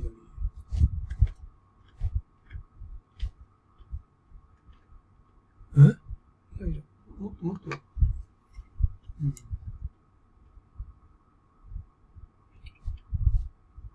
え？ここにあるんだ。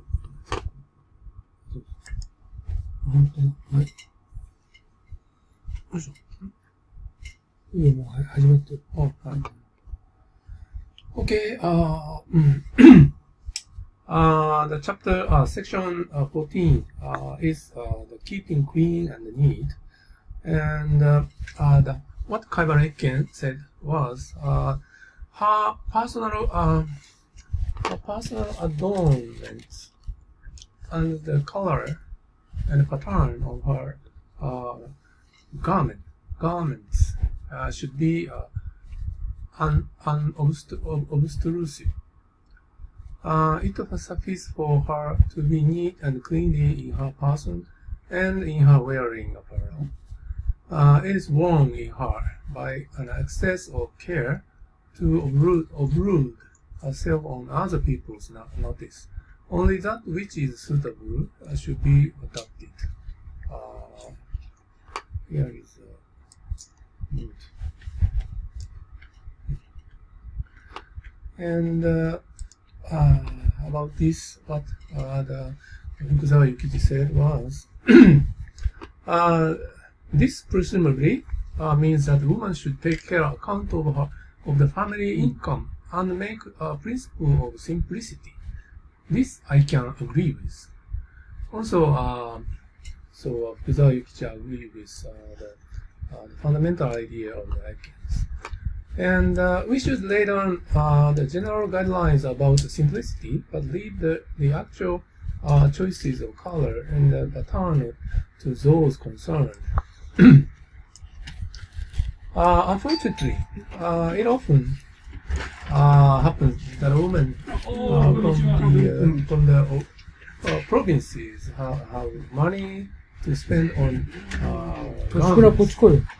But coffee. You brought two. I'm okay. 高橋。一緒に下で会いましょう。じゃあ、高橋コーヒー飲む？もうあります。じゃあ、1、2、3。じゃあ、はい、もう早く帰って。あなた2つ持ってきたの？これ、エドさんのやつ使ってくれました。どっちからこっち？僕、今日早めに。いい、構わない。座らない。で、高橋もこっち。はい、そういう。エドそこ。はい。で、これちょっと一緒にマックをして。そう、取りました。じゃあ、いただきます。で、エドさん。うのさん、コーヒー。コーヒーやったな。上、こういって、いくつ持ってきたの？ 4つです。あなたのは？私、いや、もし、どなたも。ある、これ。もっとこっちです。こっち。Oh, you're still in the women's. Yeah. Continuous こっから見える。session. Right. もっとこっち寄ったら。Last month. これ。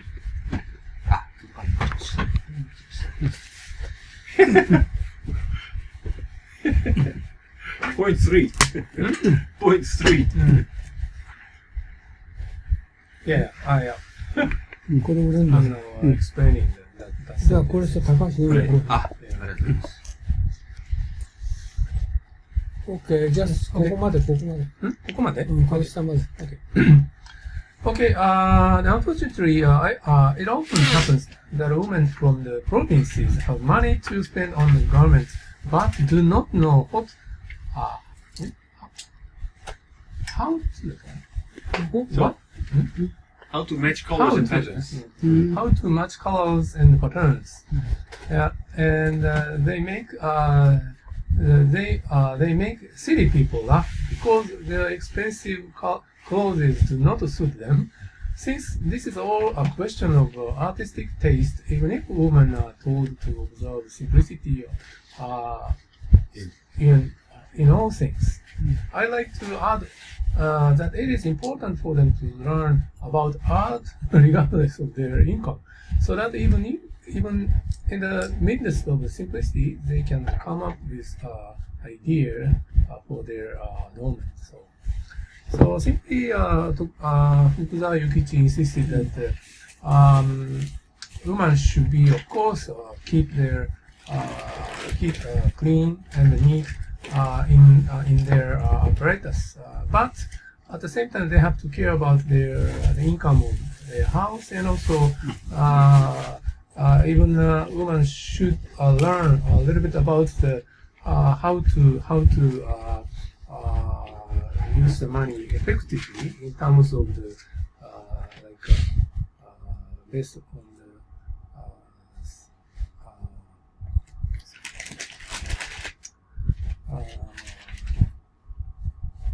sense of the how to beautifully wear the clothes or so.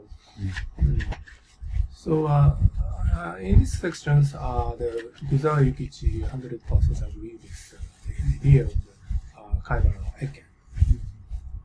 Okay, so today is finished. Okay. Next month we're going to continue this one, right? Okay? Okay. Yeah, thank you very much. Change seat and come here. Yes.